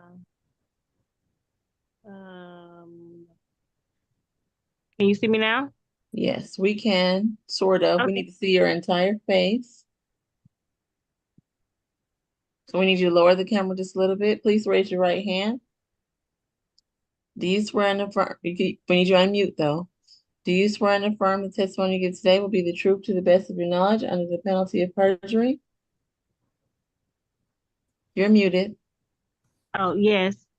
All right, you can put your hand down. What I'm most concerned with today is any concerns you have for your safety In light of the instructions I've given you, again, we're not sentencing the defendant today. There'll be further proceedings regarding this matter. What would you like to tell me?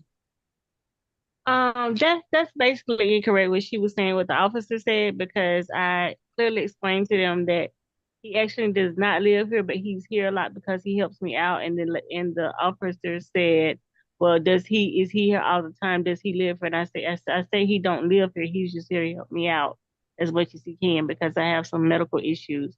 But as far as everything else is concerned, I don't know if I can't say he deliberately like threw the shoe at me, Okay, but before we do that, Ms. Pittman, again, that if you disagree with Ms. Allen's facts, that's not what I'm most concerned with at this juncture. This is just a bond hearing. So what I'm primarily concerned with are concerns you have for your safety and if you want to be in contact with the defendant. That's really what I need to know today. And if you're speaking, we can't hear you. I'm sorry. Okay, you hear me now? Yes, ma'am, we can hear you. What would Okay. you? Go I ahead. was saying that I do need to have contact with him because like I don't really have a whole lot of family here, so he does help me out. And as far as my safety, I don't feel like I'm in fear of my life or anything like that because it was just a one-time incident and I just never seen him act that way. All right. Thank you, Ms. Pittman. I appreciate you coming to court and making that statement. Ms. Kim, please Yes, Your Honor, proceed. my client is 47 years old, Your Honor. And they have been dating together for about a year. And my client is gainfully employed. He does a sanitation work at the bakery. After 11th grade at the high school, he completed his GED. And we would like to request for a signature on bond through a pretrial and no further violent contact. Thank you.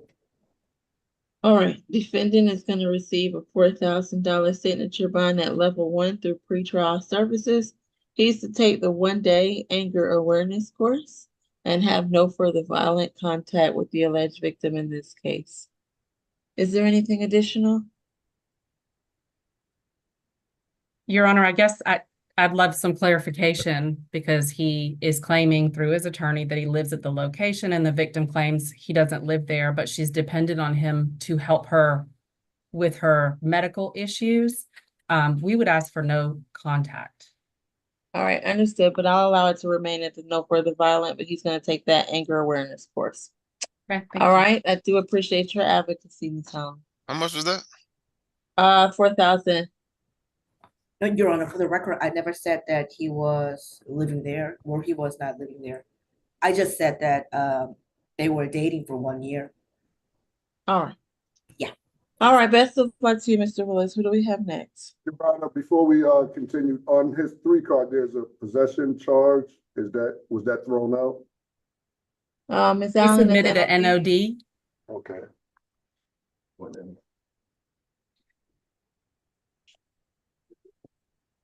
Okay, thank you, Judge. All right, who do we have next? Next, we have possession number 26, Mr. Strongbow.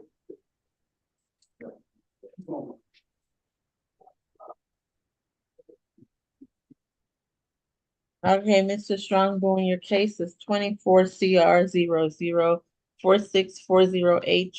In this case, you are charged with battery, family violence, and obstruction. Do you understand your rights? Yes, ma'am. All right, first arrest, so we will go straight to Ms. Allen. Thank you, Your Honor. This is an incident that occurred on the 9th of July, 2024 at 2897 Meadowlark Drive in East Point. The victim in this case is the defendant mom. Her name is Vanessa Strong.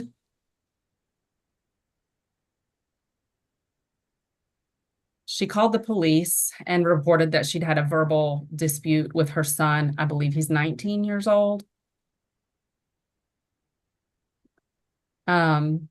This resulted in him taking her phone and walking away into the neighborhood on foot. She called her mother. Her mother responded in a car and went to look for the defendant. This is the information that Mrs. Strong gave police when they arrived on scene. So police were present when grandma approached in the car with the defendant in the passenger seat. She parked in the driveway area while police were present. The defendant exited the passenger side of the vehicle and disobeyed police commands to stop and communicate while they were investigating what had happened. He continued to walk to the front door where his mother was standing up some steps to the front door, and he was observed by the police to shove his mother down the steps onto the ground, and then he went inside. Other police arrived to assist. They located the defendant in his bedroom and he was detained. Mom, Mrs. Strong, had bruising to the palm of her hand as a result of the fall down the steps. We understand this is the first arrest, Your Honor. There's some concern. We would respectfully request a curfew or no drugs, alcohol, weapons, or home confinement except for school or work. And obviously pretrial, SOB through pretrial. Level 1 sounds fine. I'm sounding for Miss Vanessa Strong, if she'd like to make a statement at this time. Yes. If you need to turn on your camera, raise your right hand. Yes. Do you swear and affirm testimony you give today be the truth to the best of your knowledge? Yes. All right. Again, the facts are not critically important today. There'll be other proceedings. What I'm most concerned are any concerns you have for your safety and desire for contact with the defendant. What would you like to tell me, Ms. Strong, in light of those instructions? I'm fine. I just want to just share with the court. This is Tyler is not a bad child. Never had any issues with Tyler. This was just an incident that we had, and it got out of hand. You know, he's a full-time college student and he works part-time. So he does have some attention deficit hyperactivity disorder. And I think when he got angry, it got out of control. He wasn't able to you know, contain himself. But it did get to the point where, like you said, he did push me away from the front door. He was trying to get in the house to get his things. He pushed me from the door, and when by him pushing me made me stumble and I fell down the steps. But like I said, that was his first time. I never had any issues with him other than that, besides being a little disrespectful with his mouth, but never to the point where he actually physically harmed me. And so I was, for his contact, he is supposed to be moving out and stay with his dad. Because besides the point of him being what happened, he's, you know, just being disrespectful, and just the way he talks back and everything like that, I can't deal with that. Other than that, like I said, he's not a bad child or anything like that. He's very usually obedient. We just had that issue. I don't know if he was having a bad day or what was going on with him that day, but it never got to that point. Are you afraid for your safety, Ms. Strong? No, I'm not. Okay. I just want him to, I think he needs to, he used to do counseling. I want him to go back to counseling. So, Your Honor, if I just might ask a quick question, or we can go into a breakout room if you'd like. Are we going the MH questioning route, Ms. Allen? Yes, please. Okay, so we're gonna go into a breakout session. Can Ms. Kim and I, Ms. Allen, and we bring Ms. Strong in, please?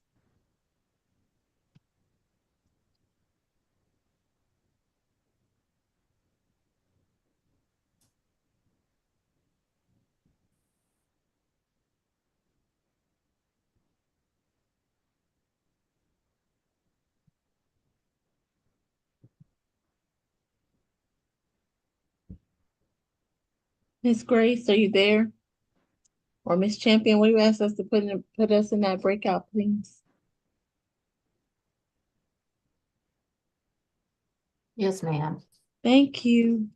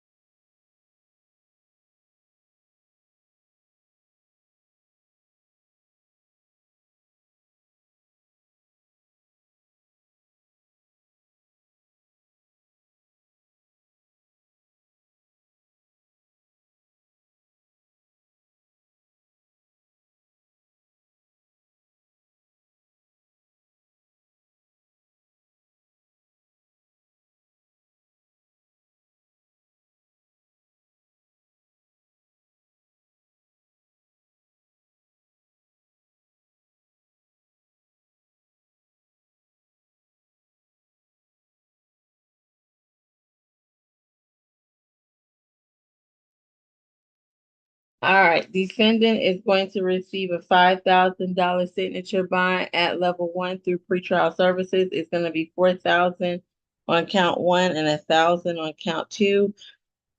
He's to have no further violent contact with the alleged victim. And he's gonna take a 2-day anger awareness course. Have no alcohol, no drugs, no weapons as a condition of that signature bond through pretrial at level 2. Is there anything additional? All right, and Mr. Howard, you heard that he's coming through pretrial. Didn't I hear that it was level 1, Your Honor? I heard. Yes, level 1. All right. Thank you. All right, best of luck to you, sir. That concludes your case, and best of luck to you, Miss Strong, as well. Take How care. old is he? He's 19. Does he Oh, have to have a alright. co-signer? If you order it, No, that's I me. wasn't gonna order a co-signer. All right. Thank you. All right, bye-bye. All right, who do we have next? We have position number 15, Mr. Malcolm.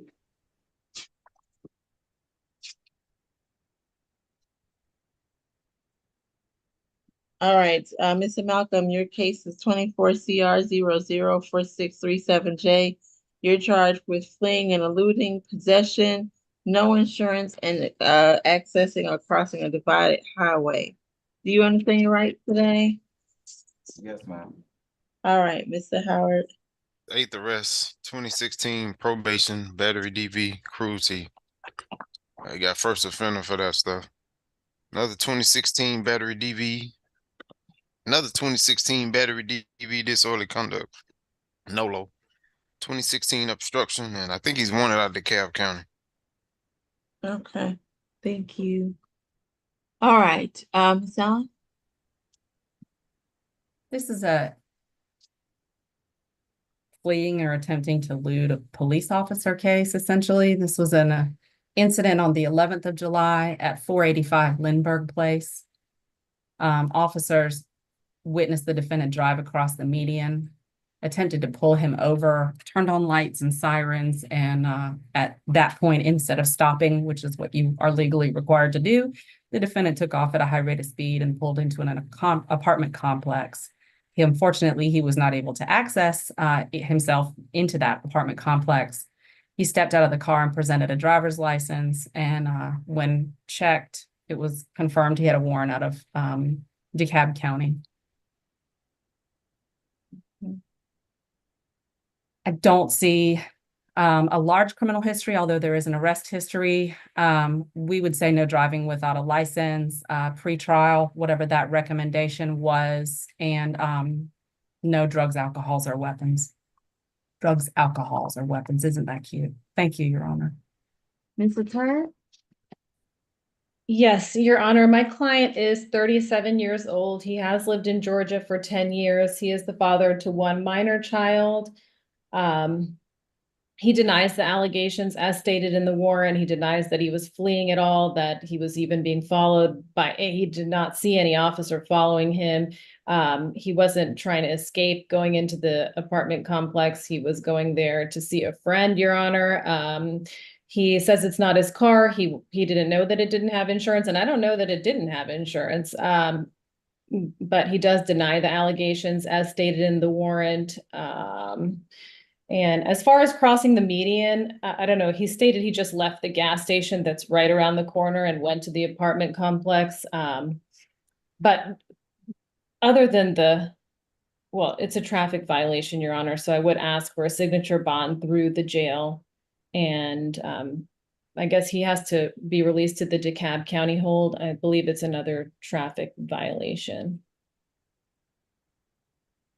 And All right. his last arrest was 8 years ago. All right, the defendant is gonna receive a split bond. It's gonna be a $4,000 split bond. It's gonna be 1,000 signature through the jail on the divided highway, 1,000 signature through the jail on the no insurance, 1,000 signature through the jail on the possession, and a thousand, I'm sorry, and and 1,000 surety on the fleeing and eluding. He's not to drive unless he has a valid license and insurance. Have no alcohol, no drugs, no weapons. Is there anything additional? All right, best of luck to you, sir. That concludes your case. Who do we have next?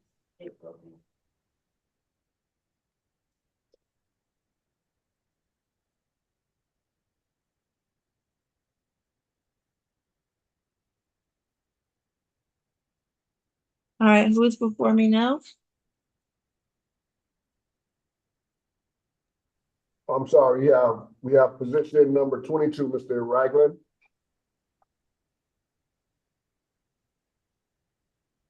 Okay.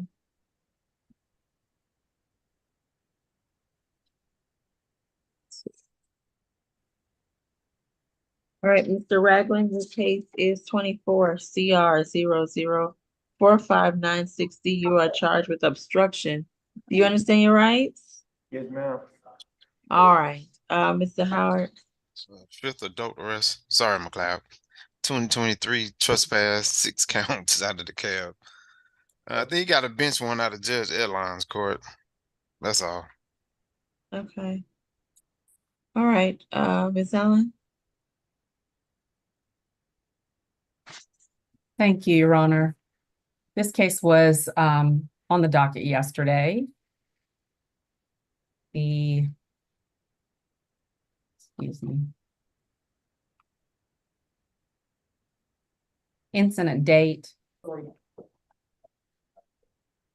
is the 6th of July, 2024.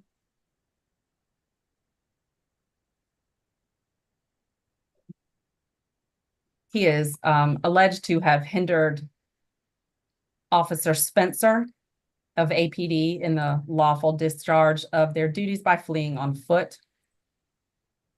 One moment.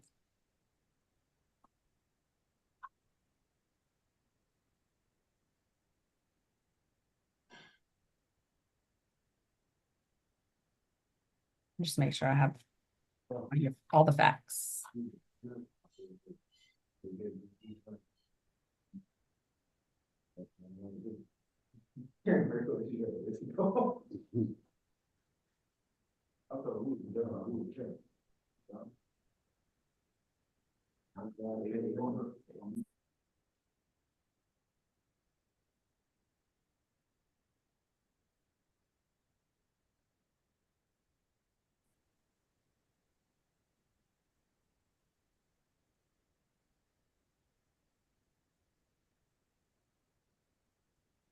Thank you. I apologize. No worries.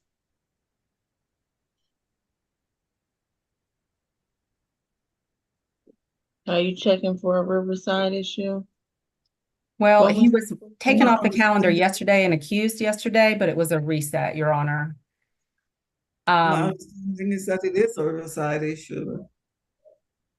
Well, he was on yesterday and reset Yes. from yesterday. So what would have been yesterday's time? He was booked in when? Do we know? I can absolutely look.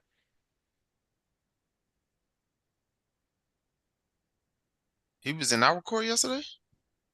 Yeah, he was on our docket yesterday. It was a medical reset yesterday, that's my understanding. So I'm not sure how that counts against the state, but we That charged him doesn't yesterday. It only it applies as to yesterday. The reset doesn't count. Yes. But the question is, did the Riverside attach yesterday? I believe so, Your Honor.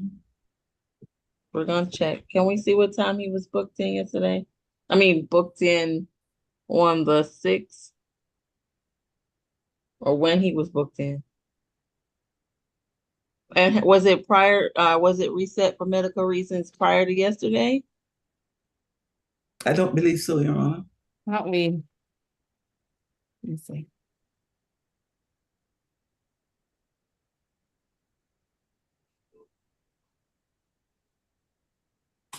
I have booked in on the 7th based on the jailing screen at 12:11 a.m.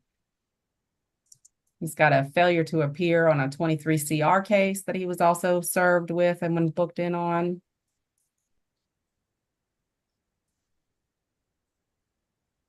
And when was this accused? Yesterday, when he was on the pull sheet.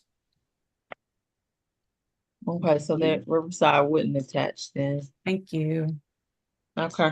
I'm sorry, then No, continue. no, no. I appreciate it. Yesterday was the 11th. I'm going to go ahead and state the facts and we can argue some more in a second. Yeah.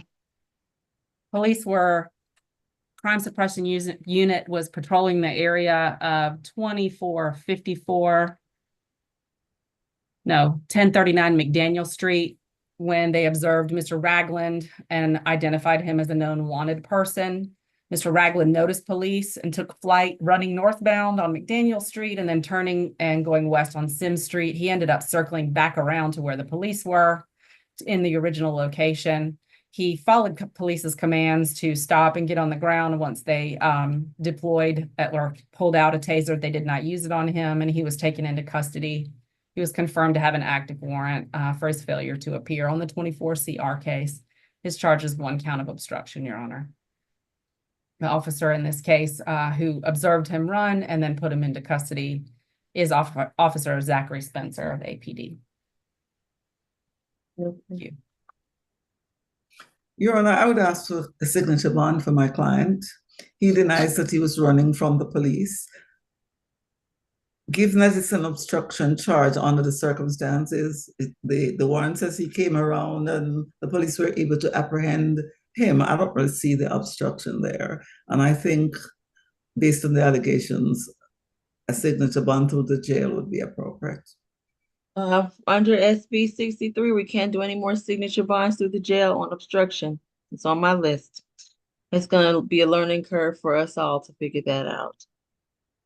Okay, so what we're gonna do is defendant is going to, I'm sorry, Ms. Allen, was there any other, there was no condition asked because it was just an obstruction? Right. No drugs, Okay. alcohol, weapons, basic. All right, defendant is gonna receive a $5 cash bond as a condition, for this particular charge. And there'll be no other conditions other than no alcohol, drugs, or weapons. Is there any objection or anything further from state or defense? No objection, Your Honor. All right, best of luck to you, Mr. Ragland. Who do we have next? Next we have, next we have position number 25, Mr. Stansel.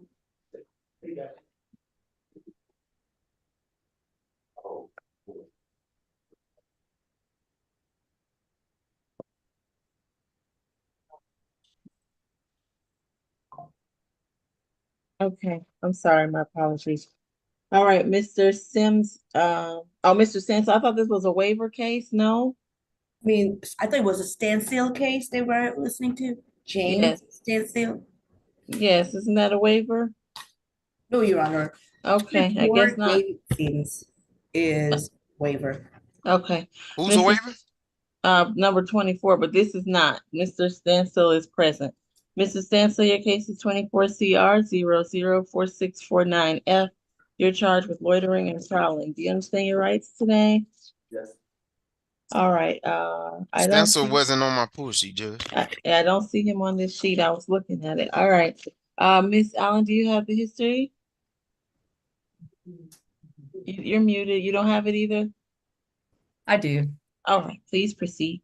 And if you give us history, we'd appreciate it. Yeah, absolutely. So Mr. Stansel is a co-defendant to someone we already had on our docket this morning, number 3. No, it might not be number 3 on your docket. One moment. It is the loiter and prowl. Big old docket.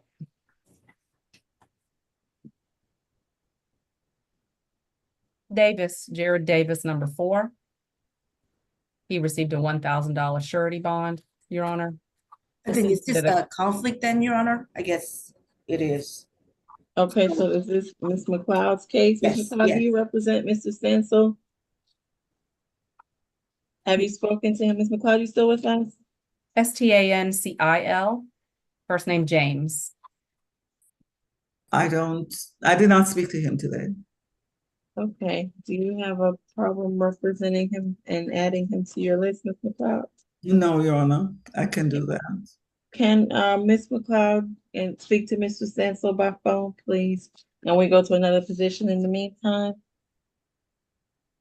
Yes, we'll go with positions number 16 and 17, Mr. Myers. Okay. Thank you, Ms. McLeod. All right, Mr. Myers, your case is, you have two cases, 24 CR 004629Y, and you're charged with theft by taking, and 24 CR 004631Y, in which you're charged with giving false information. Do you understand your rights? I do. All right, Mr. Howard, do you have this history? Why are you first arrest? First arrest, thank you. It's on this list? Oh, it is. Okay, my apologies. All right, Ms. Allen, please proceed. Thank you, Your Honor. So Mr. Myers, this is an incident date, first case from July the 3rd of 2024.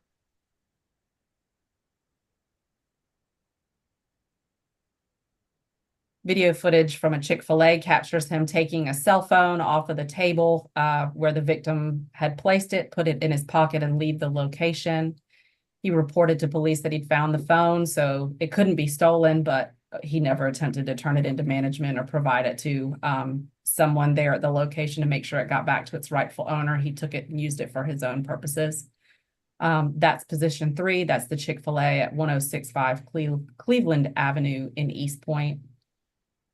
On July the 10th of 2024, the second case on this docket, he provided Officer Blaylock of East Point PD with a false name, reportedly saying his name was Calm with a K, K-A-L-M Griffin. We're requesting that there be a no further contact with Timera Levy, Timera, last name Levy. Stay away from the Chick-fil-A at 1065 Cleveland Avenue, and complete an anti-theft course. No drugs, alcohol, or weapons. Okay, Mrs. Ty? Yes, Your Honor, my client is 18 years old. He is a Georgia resident.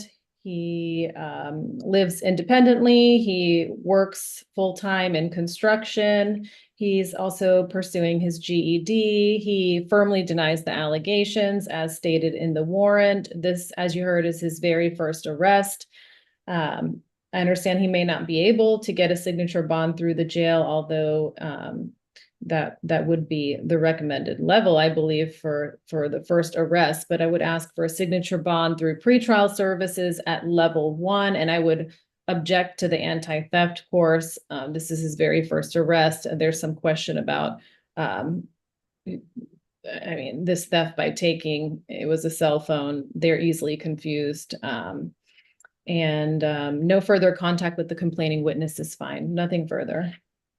Okay, as it pertains to the case and ending in 4629Y, okay. Defendant is going to receive a $4,000 signature bond through the jail. He is to stay away from that Chick-fil-A and have no contact with that individual, have no alcohol, drugs, or weapons.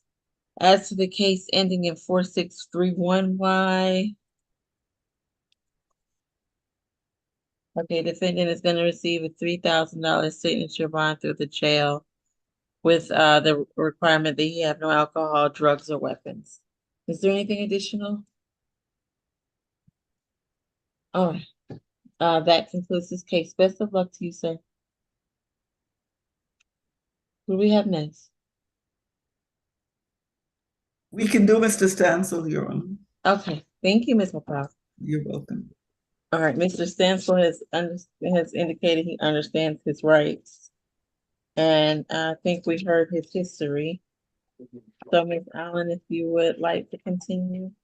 I'll just briefly refresh your memory. This was a loitering and prowling that took place at the Extra Space Storage. A gentleman there with a storage unit made a police report that he had observed two gentlemen trying to open the lock with a drill of a unit on the 4th floor. When police arrived, this same gentleman pointed these two men out who were sitting in a Toyota Tacoma at the back of the location. Police approached, and Mr. Stansel was the driver. of this vehicle. Green drill was located in the vehicle. In the bag and in the truck were multiple items indicating fraud, blank checks, multiple financial transaction cards in multiple people's names, multiple phones, a red Deadpool mask, which was later identified as one that had been used in a recent burglary. The defendant in this case has history that is similar to the charges in this case. And he was arrested. We would ask for the same conditions that the co-defendant got, $1,000 bond through pretrial, stay away from the location, extra space storage, no drugs, alcohol, or weapons. Ms. McLeod? Yes, Your Honor, we're not opposed to the bond to pretrial. Is that a signature bond? I'm trying to make sure that's what we did. We did a signature bond through pretrial of $1,000 for position 4. Let me look. I did $1,000 surety. So, Ms. McLeod, would you like to make any other contentions? The co-defendant got a surety bond. No, Your Honor, we're okay with the $1,000 surety bond. All right. Defendant's going to receive $1,000 surety bond with the requirement that he stay away from that location, have no alcohol, drugs, or weapons. All right. All right. Best of luck to you, Mr. Stansel. That concludes your case at this time. And Your Honor, I can give you the location address. It's 40 Peachtree Valley Road, Northeast. Okay. Thank you. Thank you. Your Honor, was the co-defendant Jared Davis? Yes. Yes. Oh, okay. I didn't see anything in this paperwork that indicated Mr. Sandstorm was involved, but okay. That's why we missed the conflict. Okay, thank you. We're just glad Ms. McLeod was here. Ms. McLeod, who's your other client? Do you have several more? You're muted. I have one more client, Your Honor. Is that Mr. Mills? Yes. Come on. It's Zamir Mills. All right, can we do Mr. Mills? That would be appreciated. Thank you. All right, Mr. Mills, your case is 24 CR 004638E, in which you're charged with theft by taking. Do you understand rights today? Yes, ma'am. All right, Mr. Howard. Fourth adult arrest, last arrest of June, entering auto. That's out of Rockdale. Got an open theft by receiving in Fulton, open possession of tools for the commission of a crime, possession of a pistol by a person under 18, financial transaction card theft. Yeah, so he's on probation out of car, possession of a firearm during the commission. That's all. And he has you did say a prior theft by taking, right? Okay. Entering auto. It wasn't theft by, was it theft by Theft by taking? receiving. Theft by receiving. Theft by receiving, not taking. Okay. All right, thank you. Ms. Allen? Thank you, Your Honor. This young man has a co-defendant. She was heard yesterday. Let me make sure I have the right information. This is an incident that occurred at Georgia State University on the 6th of July. Officer Weaver of Georgia State University investigated the report of the theft of 2 scooters. GoTrax V2 scooters were locked up in a bike rack in front of a location, part of the university at 101 Piedmont Avenue Southeast. The victims of the 2 scooters, the owners, Mr. Matthew, Mathieu is the last name, and Mrs. Walker, common spelling, reported that they'd left the scooters after, locked up the scooters and then went to class. When they returned, the scooters were gone. Their value is about $350 each, which is why they are put in one charge. camera footage was reviewed of the location, and the camera footage revealed this young man and a female with him. He's seen pulling on the scooters and breaking the cord that was locking them up until it released them. He took a scooter. The young woman he was with, who was in court yesterday, took a scooter, and they left the location. She was identified based on her key card for where she lives and allowing this young man in as a visitor at the same time period. When asked and spoken to, she reported that she had asked the defendant to return the scooters and he declined to do that. She had a video recording of that conversation where he refused to return the scooters. Based on the history, convictions, we would be asking for no further contact with either of the victims. First name Daniel Matthew, and Delia Walker, Deleah. Stay away from Georgia State University. Stay away from 101 Piedmont Street. No drugs, alcohol, or weapons. And we'd be asking for a surety bond, Your Honor, in the amount at your discretion. It's 2 charges. In this case, he's charged with each of the scooters, so we would ask for a $2,000 total surety bond. Okay, thank you. Ms. McLeod? Yes, Your Honor, my client is not in a position to pay such a bond, Your Honor, and he does deny the allegations. The co-defendant, my understanding, is an actual student at Georgia State, and she was the one who told my client that the scooters were essentially available for the students to use. So I'm going to object to this testimony by the defense counsel at this point. I'm not testifying, I'm just making a statement as to what my client said. There are no I'll facts. allow it. I'll allow it very briefly. Go ahead, Ms. McLeod. Yeah, he contends that she's a student there and she essentially gave him the impression that it was okay for them to use his scooters because they were going somewhere. So the fact that he is now being charged and saying that he took both of them is really incorrect, because he was acting on what she said, because she's an actual student at the university and he is not. Your Honor, if the court is disinclined to give my client a signature bond, I would ask for the lowest possible bond, because he's not in a position to pay for bond. And he does have a juvenile son under the age of 1-year-old that he has to take care of. Nothing further, Your Honor. Okay. Give me a second to look it up.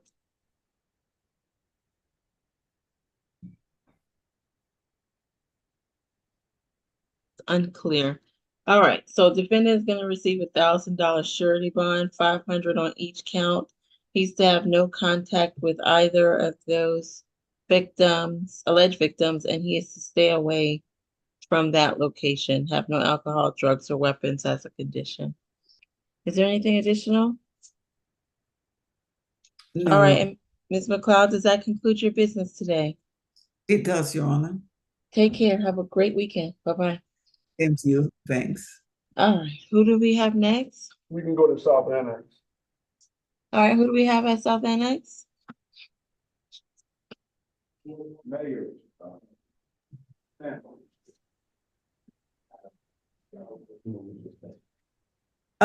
Your Honor. Yes. If I may just go back to my client, I understand that his co-defendant got a signature bond. I'm sorry, you're talking about Mr. Mills?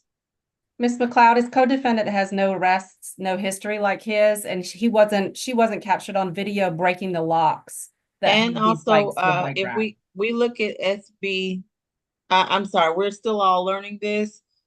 My reading is he's not eligible for UJR anyway. So there is a learning curve to this, but and I'm not going to change my ruling in light of that history anyway. All right, but I do appreciate your advocacy, Ms. McLeod. Thank you. All right, take care. Have a good weekend. All right.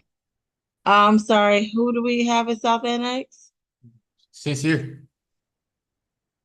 What is your full name, sir? Sincere De Leon.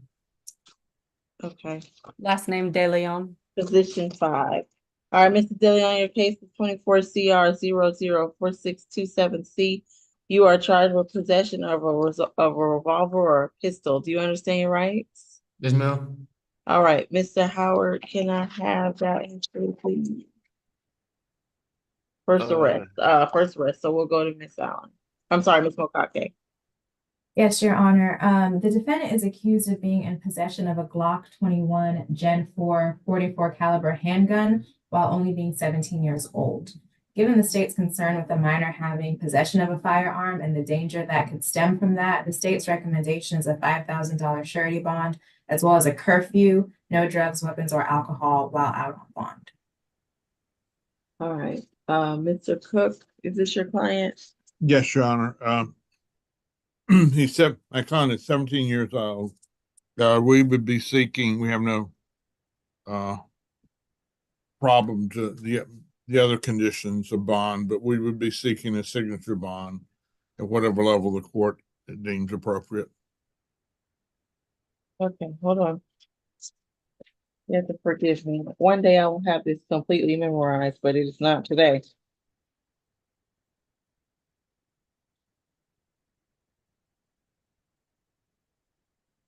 All right, he is 17. If I send it through pretrial, Mr. Cook, I'm looking it up. Does he have a co-signer? Yes, he does. His mother, Winetta Norwood. Okay, let me look to see if I can even do that. Okay. Is your client in high school or any type of school or training, Mr. Cook? He said he's working on his GED. What does that mean? Uh, He's actually enrolled, or? I was not able to get much information on that, Your Honor. Okay. Your Honor. You know No, don't talk. You might say something to incriminate yourself. You Well, might. Could I ask him just one question? Yes, you can Mr. ask him that. DeLeon, when you say are you enrolled in a GED program? Yes, sir. I was actually trying to tell her that I was, Rod, I'm in the same program he was, the Gap the Youth Build program for the trade school. Okay. The Gap the Youth Build. Yes, ma'am. Okay, give me 1 second. One more thing to look at.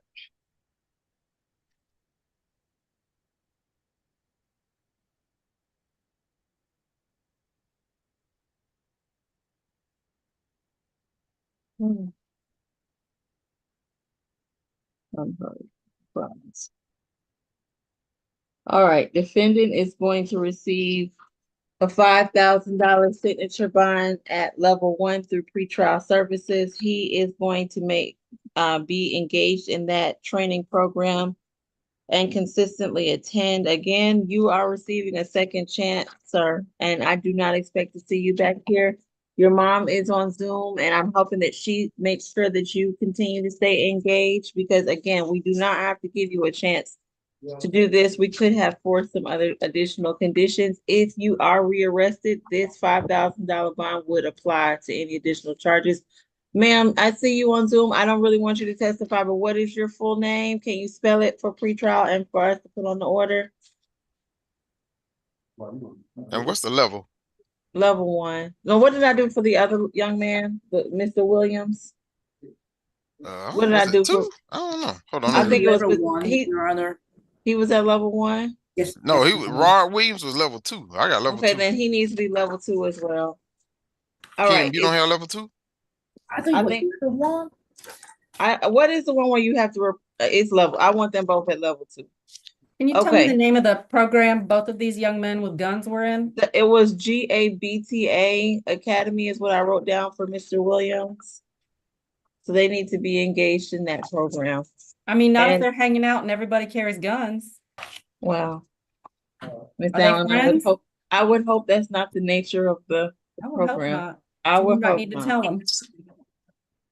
Oh, this is stressful to me as a mother. What is your name, ma'am? Hey, Your Honor. My name is Wynetta Norwood, Wynetta. Last name Norwood, Norwood. Okay. As you heard today, I am giving your son a second opportunity. Please make sure he stays out of trouble. This is completely unacceptable. All right? Please stay engaged in school. This is a second opportunity to do something good. All right? We don't want to see you back here, Mr. Williams. Is there anything additional from State or Defense? Nothing else, Your Honor. All right. Best of luck to you, sir. Who do we have next? We have position number 18, Mr. Meadows.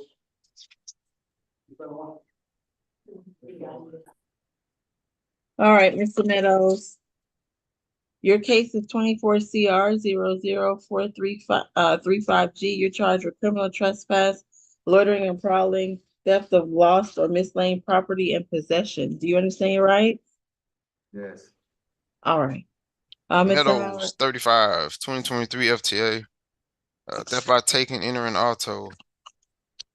Criminal trespass, that's 23 SC 189555.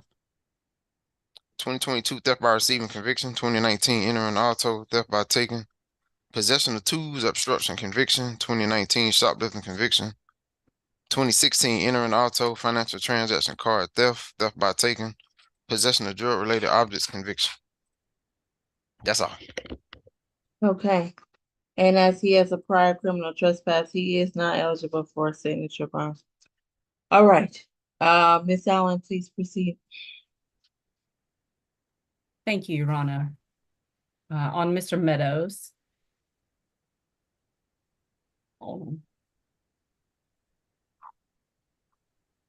This is an incident that occurred on the 11th of July at the Windsor over Peachtree. That's 620 Peachtree Street Northeast. Police responded to a trespass call. On the scene, they spoke to Mrs. Angela Givens, who reported seeing the defendant jumping over the gate of the parking area and pulling on door handles of cars in the 5th floor garage. She captured this on video. The defendant was seen exiting the garage carrying a brown box containing 4 Bluetooth smart locks. A crack pipe was also discovered in his pants pocket when officers were arresting him. We'd be requesting that he stay away from the location at 620 Peachtree Street Northeast.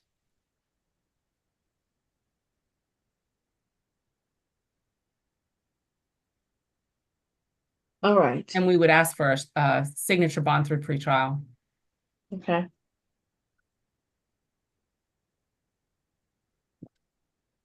Okay. All right. I'm sorry, Mr. Todd, please proceed. Yes, Your Honor, I have no objection to a signature bond through pretrial services. My client is homeless.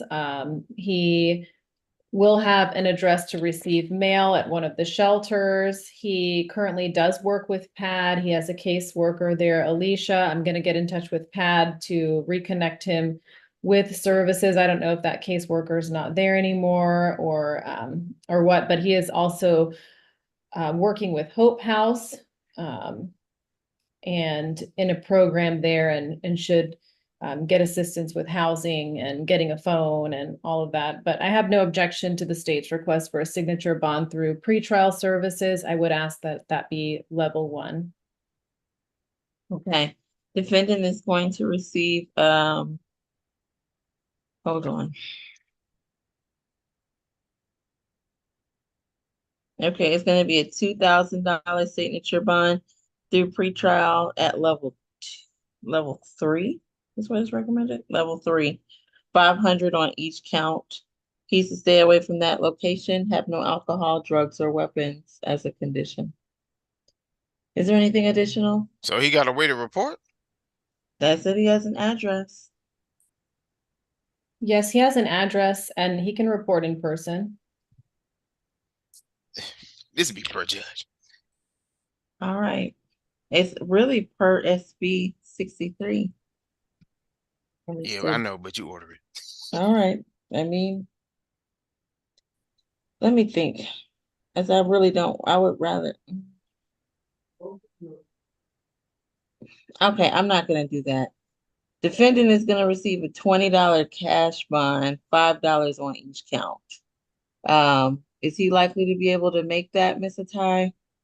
No, Your Honor, he will not. but I did ask him in detail about his ability to report to pretrial services, because I knew that if he Okay. had any chance of getting a signature bond, it would be through pretrial. And he stated that he can report to pretrial services. I mean, he is homeless. He doesn't have a job. He's working with PAD though. He's working with Hope House. So, okay, well, we'll leave it as is. It'll be the $2,000 signature at level 3 per judge through pretrial services.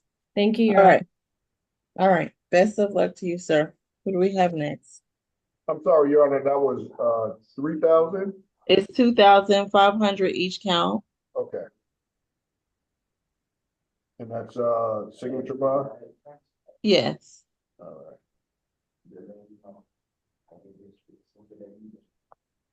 right. Next we have position number 20, Mr. Mitchell. Okay. All right. Good afternoon, Mr. Mitchell. Your case is 24 CR 004641J, and you're charged with criminal trespass. You understand your rights? Is that a yes, Mr. Mitchell? Yes. All right. Mr. Howard. 2024 probation, 2023 trespass. Couple of probations from 2020, 2018 FTA, 2018 trespass conviction, 2017 battery conviction, 16 trespass conviction, 15 shoplifting conviction, entering auto first offender. Earned probation out of state court for criminal trespass. It's 23 CR 004527J. All right. Thank you. Ms. Allen. Thank you, Your Honor. This is an incident that occurred on July the 10th of 2024 at the Chevron at 890 Cleveland Avenue.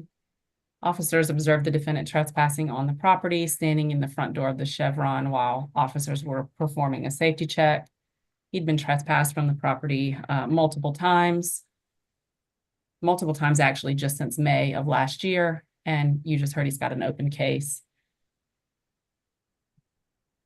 We would be asking for no further contact with the clerk there, Rafiq, capital R-A-F-I-K, last name Muhammad, M-U-H-H-A-M-E-D. Stay away from the Chevron at 890 Cleveland. No drugs, alcohol or weapons.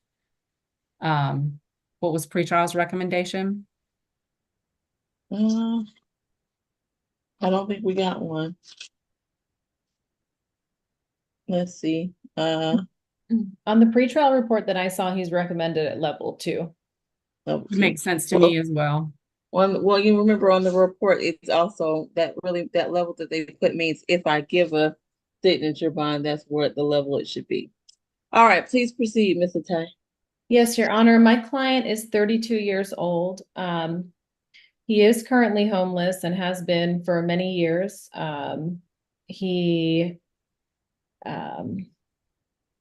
He is disabled, Your Honor. He does have an immune disorder and states that he hasn't been able to get his medications. Of course, this is not an MH issue, but a health issue. I have requested for our social worker to visit him. But in his history, I mean, other than in 2017, all of his history is criminal trespass, and 9 years ago, theft by shoplifting. I mean, he is homeless. He is at risk of trespassing. He allegedly was at this gas station. But Your Honor, in light of the offense, which is criminal trespass, and that's all, I would ask for a signature bond through pretrial services at level 2. He does receive mail at 3331 Sims Street, apartment 9.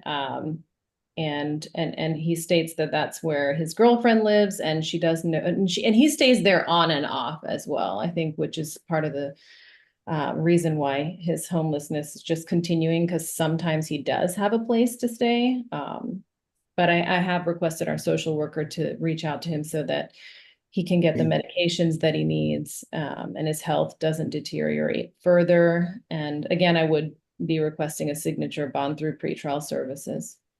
And you think he will be successful in being able to report to pretrial? He stated to me that he can report to pretrial services.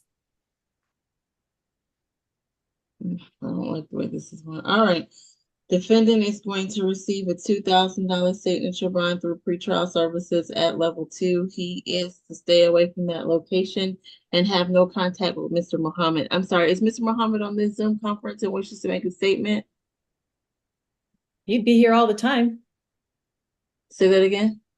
I see him as a complaining witness often. So Poor Mr. Muhammad. All right. Additionally, he's to have no drugs, no alcohol, no weapons as a condition. All And right. this per judge. It's per SB 63. All right. Best of luck to you, sir. Who do we have next? Next, we have position number 28, Mr. Williams.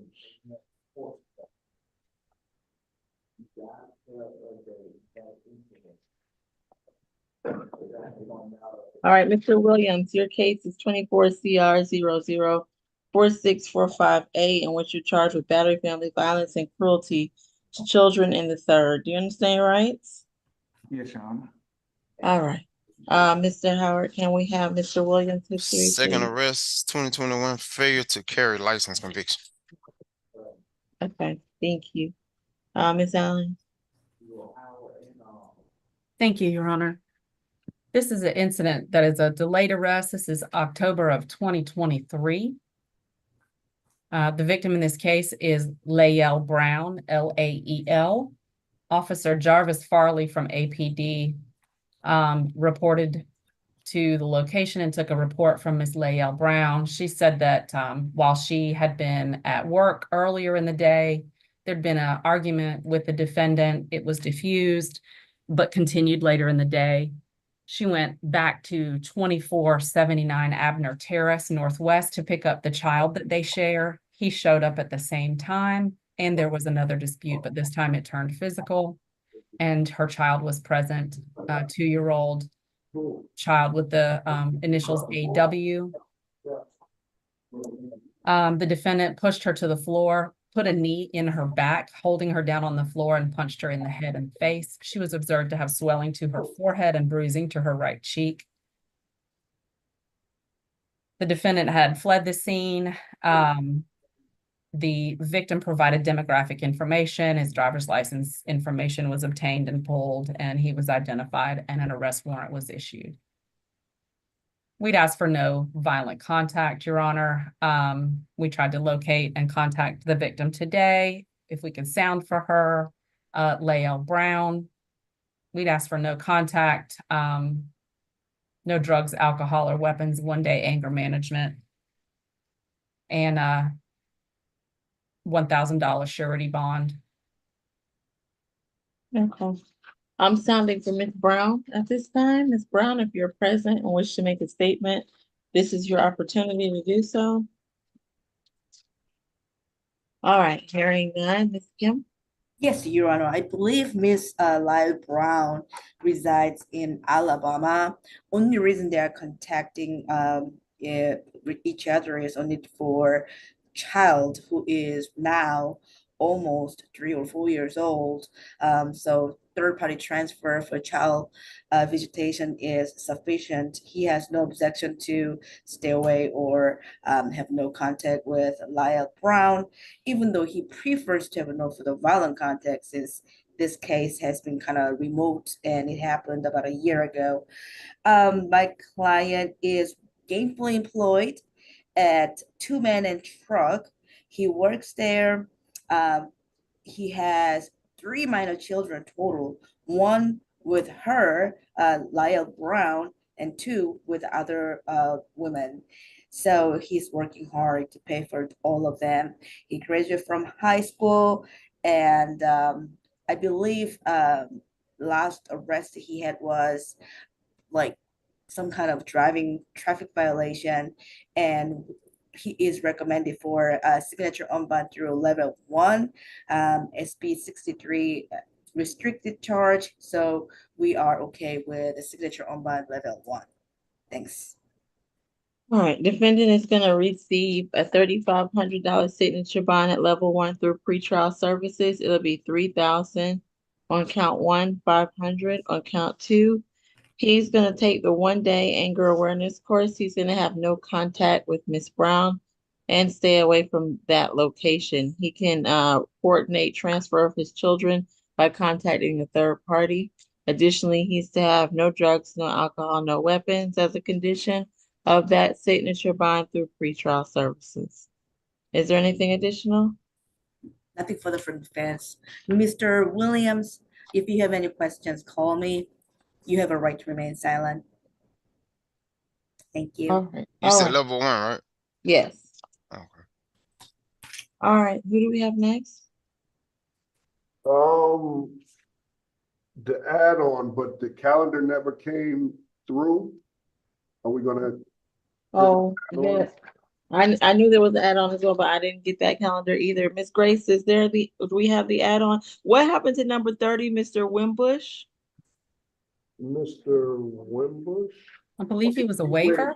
Yeah, Yes. I have He's a two, waiver. two that way, Mr. Sims and Mr. Wimbush. Okay, do we have an add-on calendar with the CR number yet? I sent it to you. I sent it to you. I sent You it just to you. sent to me? Okay. Yes. What about Mr. Page, number 21?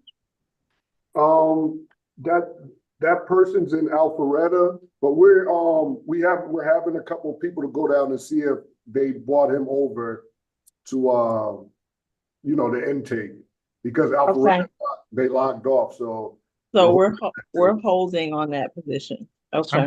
Your Honor, if I may, I want to inquire about an Anthony Fambro. I got a note that he was not available, but I didn't I think get he was put on the calendar accidentally.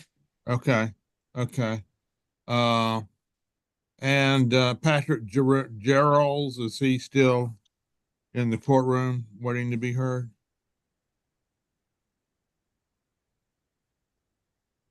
I don't know. Mr. Howard, I don't have the add-on. When did you send it to me? You just sent it? Yes. Mr. Patrick was an NOD. I'm refreshing, trying to get it. Okay, on all charges? Oh, well, it's just one charge. Okay. Thank you. Okay, I don't have the add-on, but if somebody tells me the case number, we can do that one. For Maria Jackson? I can give you the case number. 24 CR 004652D. Okay. Is And Miss then there's Jackson in the another one. courtroom? Thank you, Miss Allen. Of course. Oh, it came through now. Of course, after you've done that, I have the add-on calendar. All right. is that Miss Olette, right? Yes. Yeah. Yes. And what about Miss Jackson? Is she there? Miss Jackson? Maria Jackson? No, she's not. It was at ACDC when I was interviewing her. Oh, and ACDC is not here anymore. Oh, so will ACDC be coming back?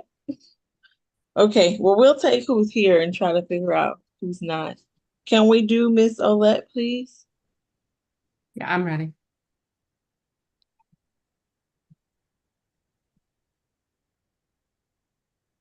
Can't believe we had this many people on a Friday. Mr. Howard, yeah, my same. Literally have 5 minutes to go pick up my child. I'm sorry. Can we do Miss Al? I mean, I'm It in is the what it same is. boat. Yeah. I sent the text message indicating that I will be paying a late fee today. So hopefully they don't sit the poor babies on the curb. Then we'll be up here. Yeah, it would be my fault for not having a backup plan. All right. Can we take Miss Olette? Can we take any position at courtroom? If not, let's do the waivers. Yeah, Miss Olette, the officer, he just went to grab Miss Olette. Okay, so let's do some of the waive cases if we can. Let's do Mr. Sims. Is it Mr. Sims or is it Miss Sims? Mr. Sims. All right, let's do that one. That is case 24 CR 004642E, in which defendant is charged with theft by shoplifting. Mr. Howard, will you put that history onto the record for us? 9th arrest, 2024, shoplifting out of Forsyth. Got an open shoplifting in state court from this year, 24 CR 002505E, 2016 DUI conviction, and 2010 probation. Okay. All right, Miss Allen. This is an incident from June 14th of 2024, so it's a delayed arrest. He is alleged to have shoplifted 3 bottles of an energy drink that contained Kratums, Kratom.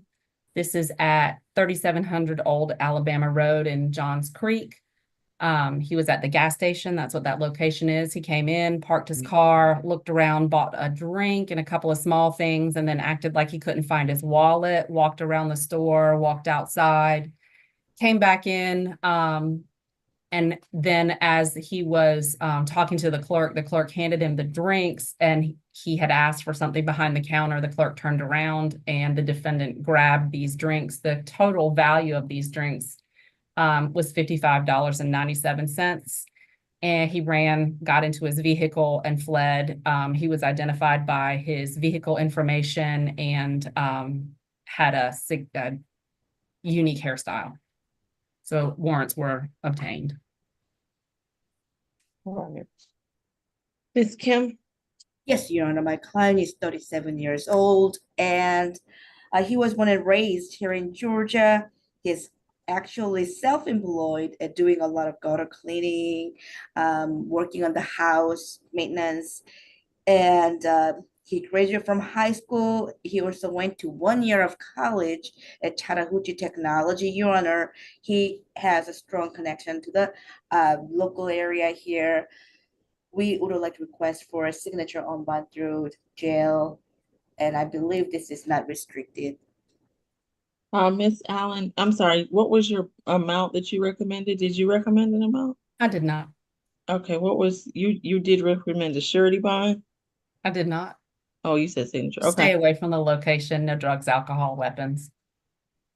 Okay, defendant is gonna receive a $2,000 signature bond through pretrial, level 3 per judge. He's to stay away from that location, have no alcohol, no drugs, no weapons. All right, let's do the other way case. That was Mr. Wimbush, I believe. Yes.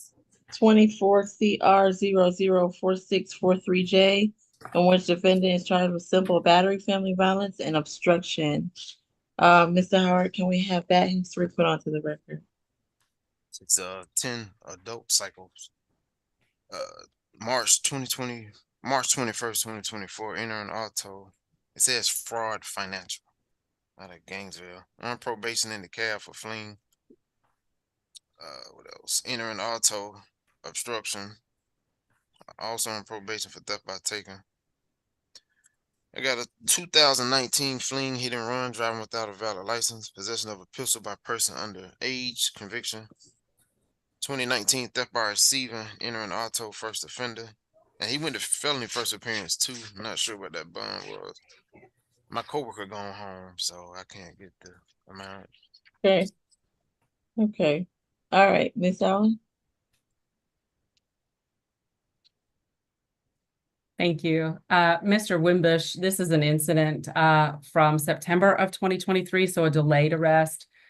Typical domestic violence situation. A police report is made when people are in crisis. A warrant is issued, but no one gets picked up for a period of time. This is a simple battery strike to the face. We submitted an NOD on the cruelty in the third because a simple battery doesn't sustain that charge, but he's also got an obstruction. The victim in this case, her name is Brittany Farmer. We would ask for no contact. We have attempted to contact her, but have not been successful. So we would ask for a pretrial signature bond, Your Honor, $1,000 total for $500 on each. No drugs, alcohol, weapons. Stay away from Brittany Farmer. Okay. Is Ms. Farmer present and wishes to make a statement? No. All right, Ms. Kim.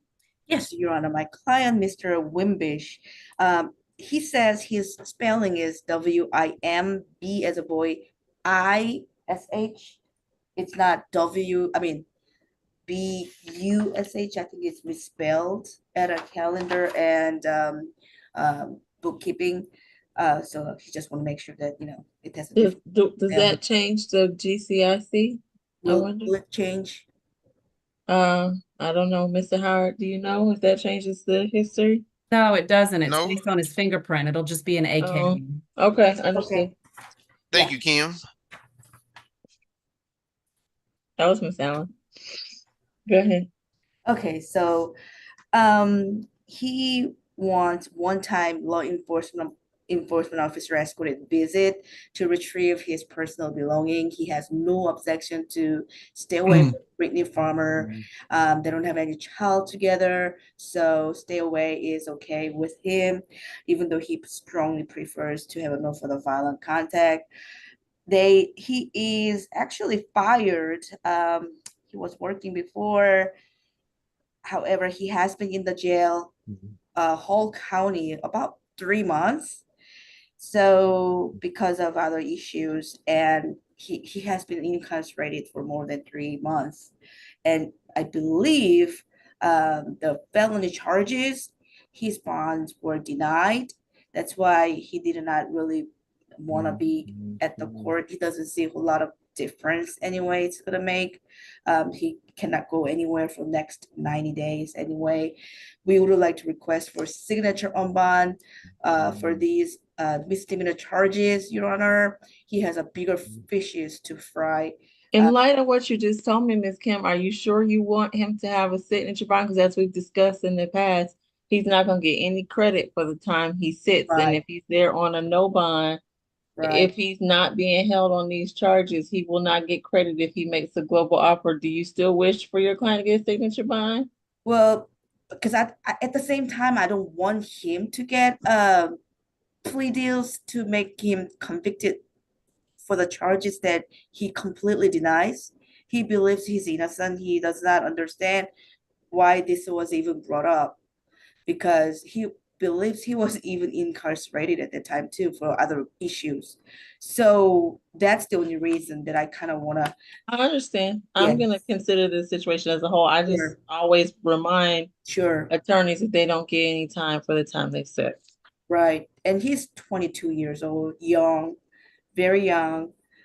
He completed GED, and he does have a medical situation that he really needs to take care of as well. So, but yeah, I will defer to your discretion, Your Honor, in terms of a bond. Thank you. Okay. All right. Defendant is going to receive $1,000 surety bond. It's going to be $500 on each count. He's to have no contact with the victim and stay away from that location. He can return one time with a member of law enforcement to get any items. Additionally, he's to have no drugs, no alcohol, no weapons as a condition of that bond. And he'll be reset to state all purpose on the 25th. All right. Are there any other cases we can take at the jail at courtroom 2 right now? I got Mr. Curtis Page here. Okay, let's take Mr. Page. All right, Mr. Page, your case is 24 CR 004639F. In this matter, you're charged with simple battery, family violence, and battery, family violence. Do you understand your rights today? Oh, yes, Your Honor. All right, this is first arrest, so we'll go straight to Ms. Allen. One moment. What position is this? 21. Okay, thank you.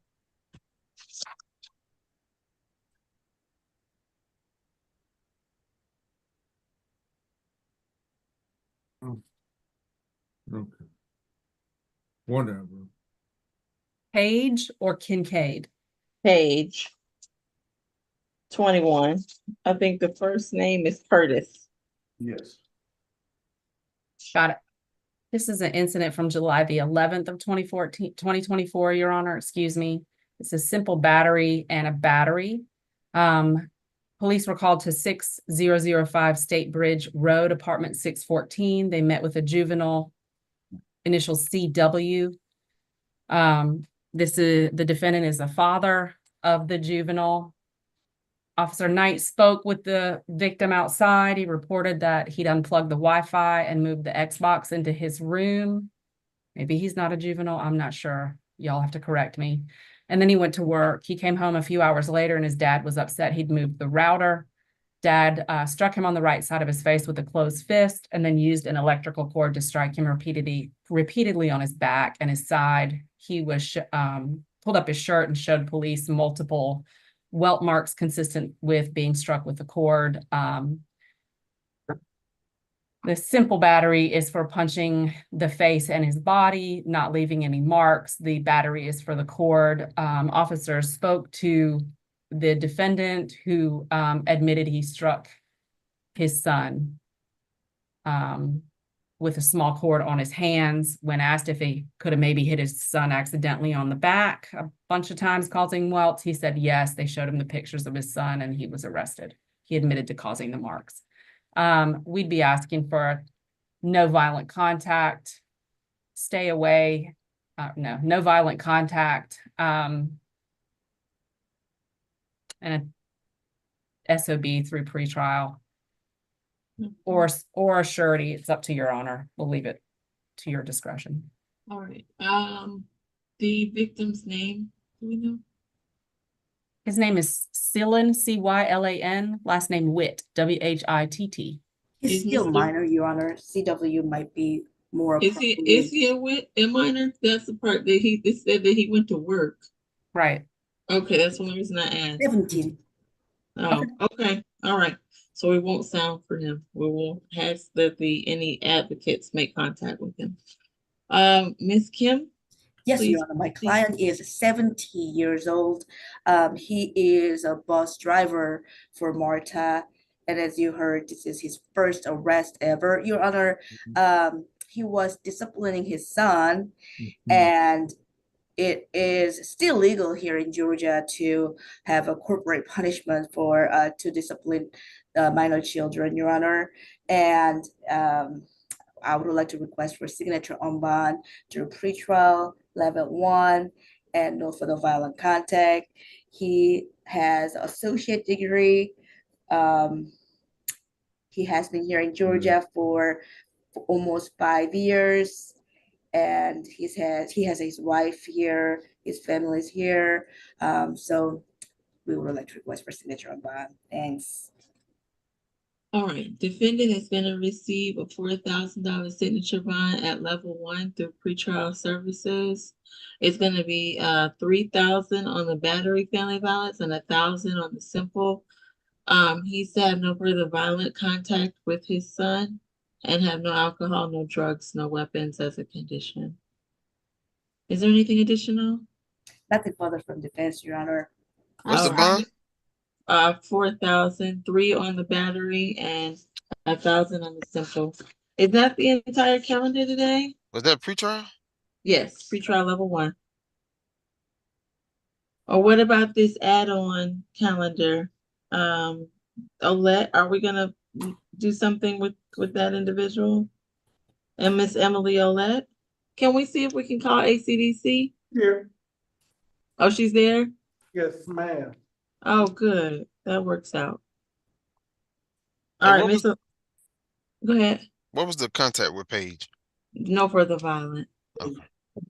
All right, Miss Olette, your case is 24 CR 00651J.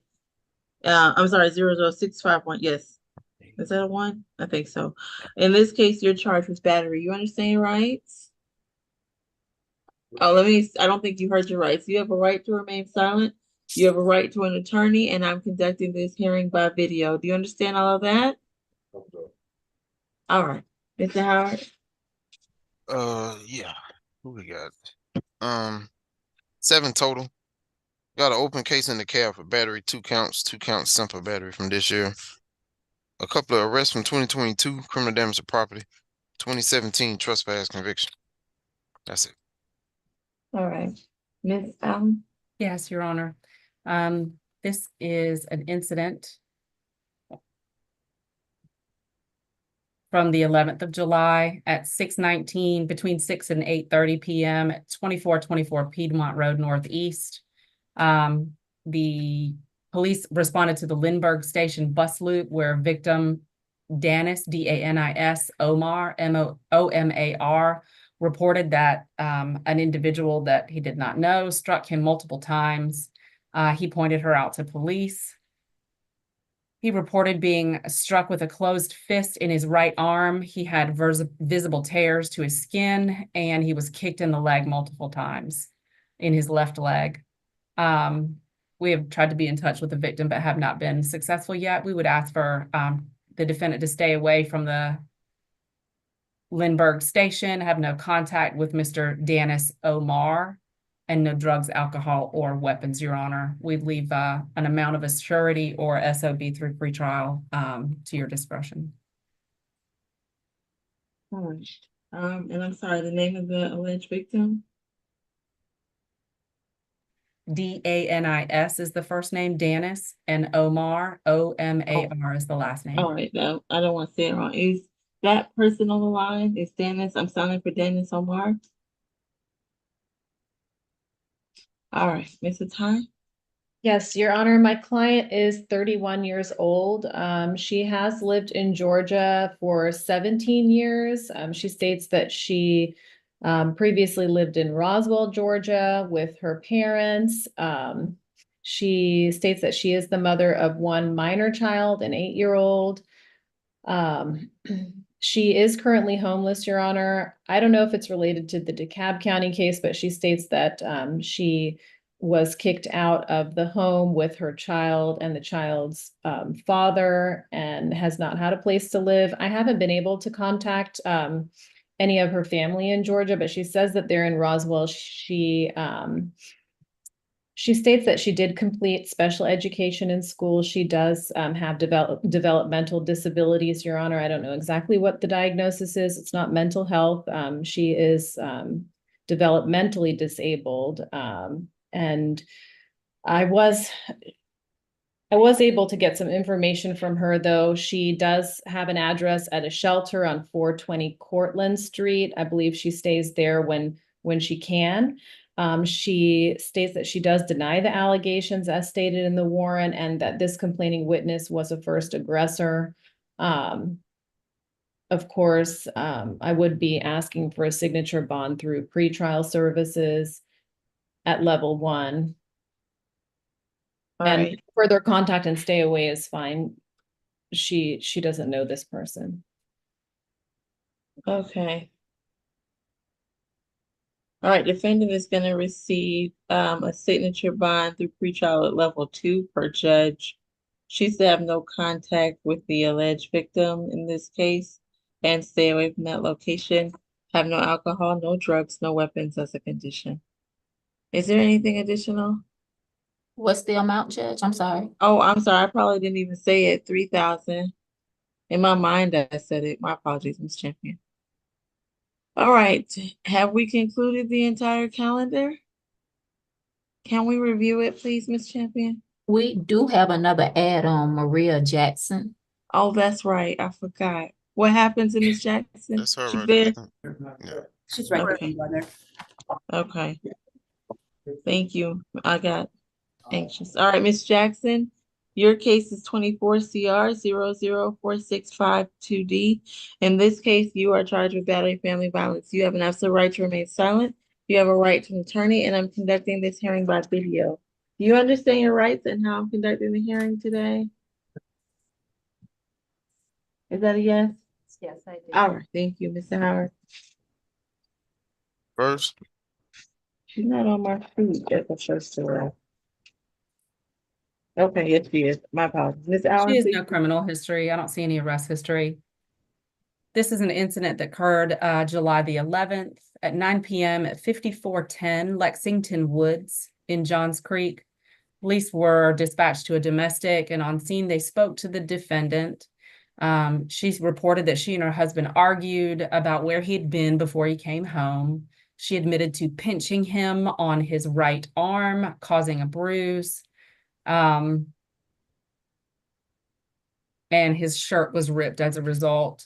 Police saw the visible injury on scene, and Miss Jackson was arrested. We've been in contact with the victim. He said they're married, they live together at the location. He wants no violent contact, and that this has never happened before, that this is a first experience. And so we would ask for SOB through pretrial, Your Honor. Okay, and the victim's name again, I'm sorry, I know you just His said name it. is Terry. I don't know that I did. Mr. Terry Jackson. All right, is Mr. Jackson present, wishes to make a statement? Okay, and your office did speak to him, Ms. Allen, correct? We did. Okay, all right, Ms. Kim, please proceed. Yes, Your Honor, my client, Maria Jackson, is actually a kindergarten teacher, assistant teacher. She's been a teacher for the last 20 years. She does have an associate degree, have college education. Your Honor, they have been married almost 22 years, and she has been here in Georgia for more than 24 years. Signature on bond through pretrial level 1 with a no for the violent contact, please. All right, defendant is going to receive a $3,000 signature bond at level 1 through pretrial services. She said have no further violent contact with the alleged victim. And she is going to take the 1-day anger awareness course, have no alcohol, drugs, or weapons as a condition. Is there anything additional? Nothing further from defense, Your Honor. All right. Now, Ms. Champion, will you review the calendar for us?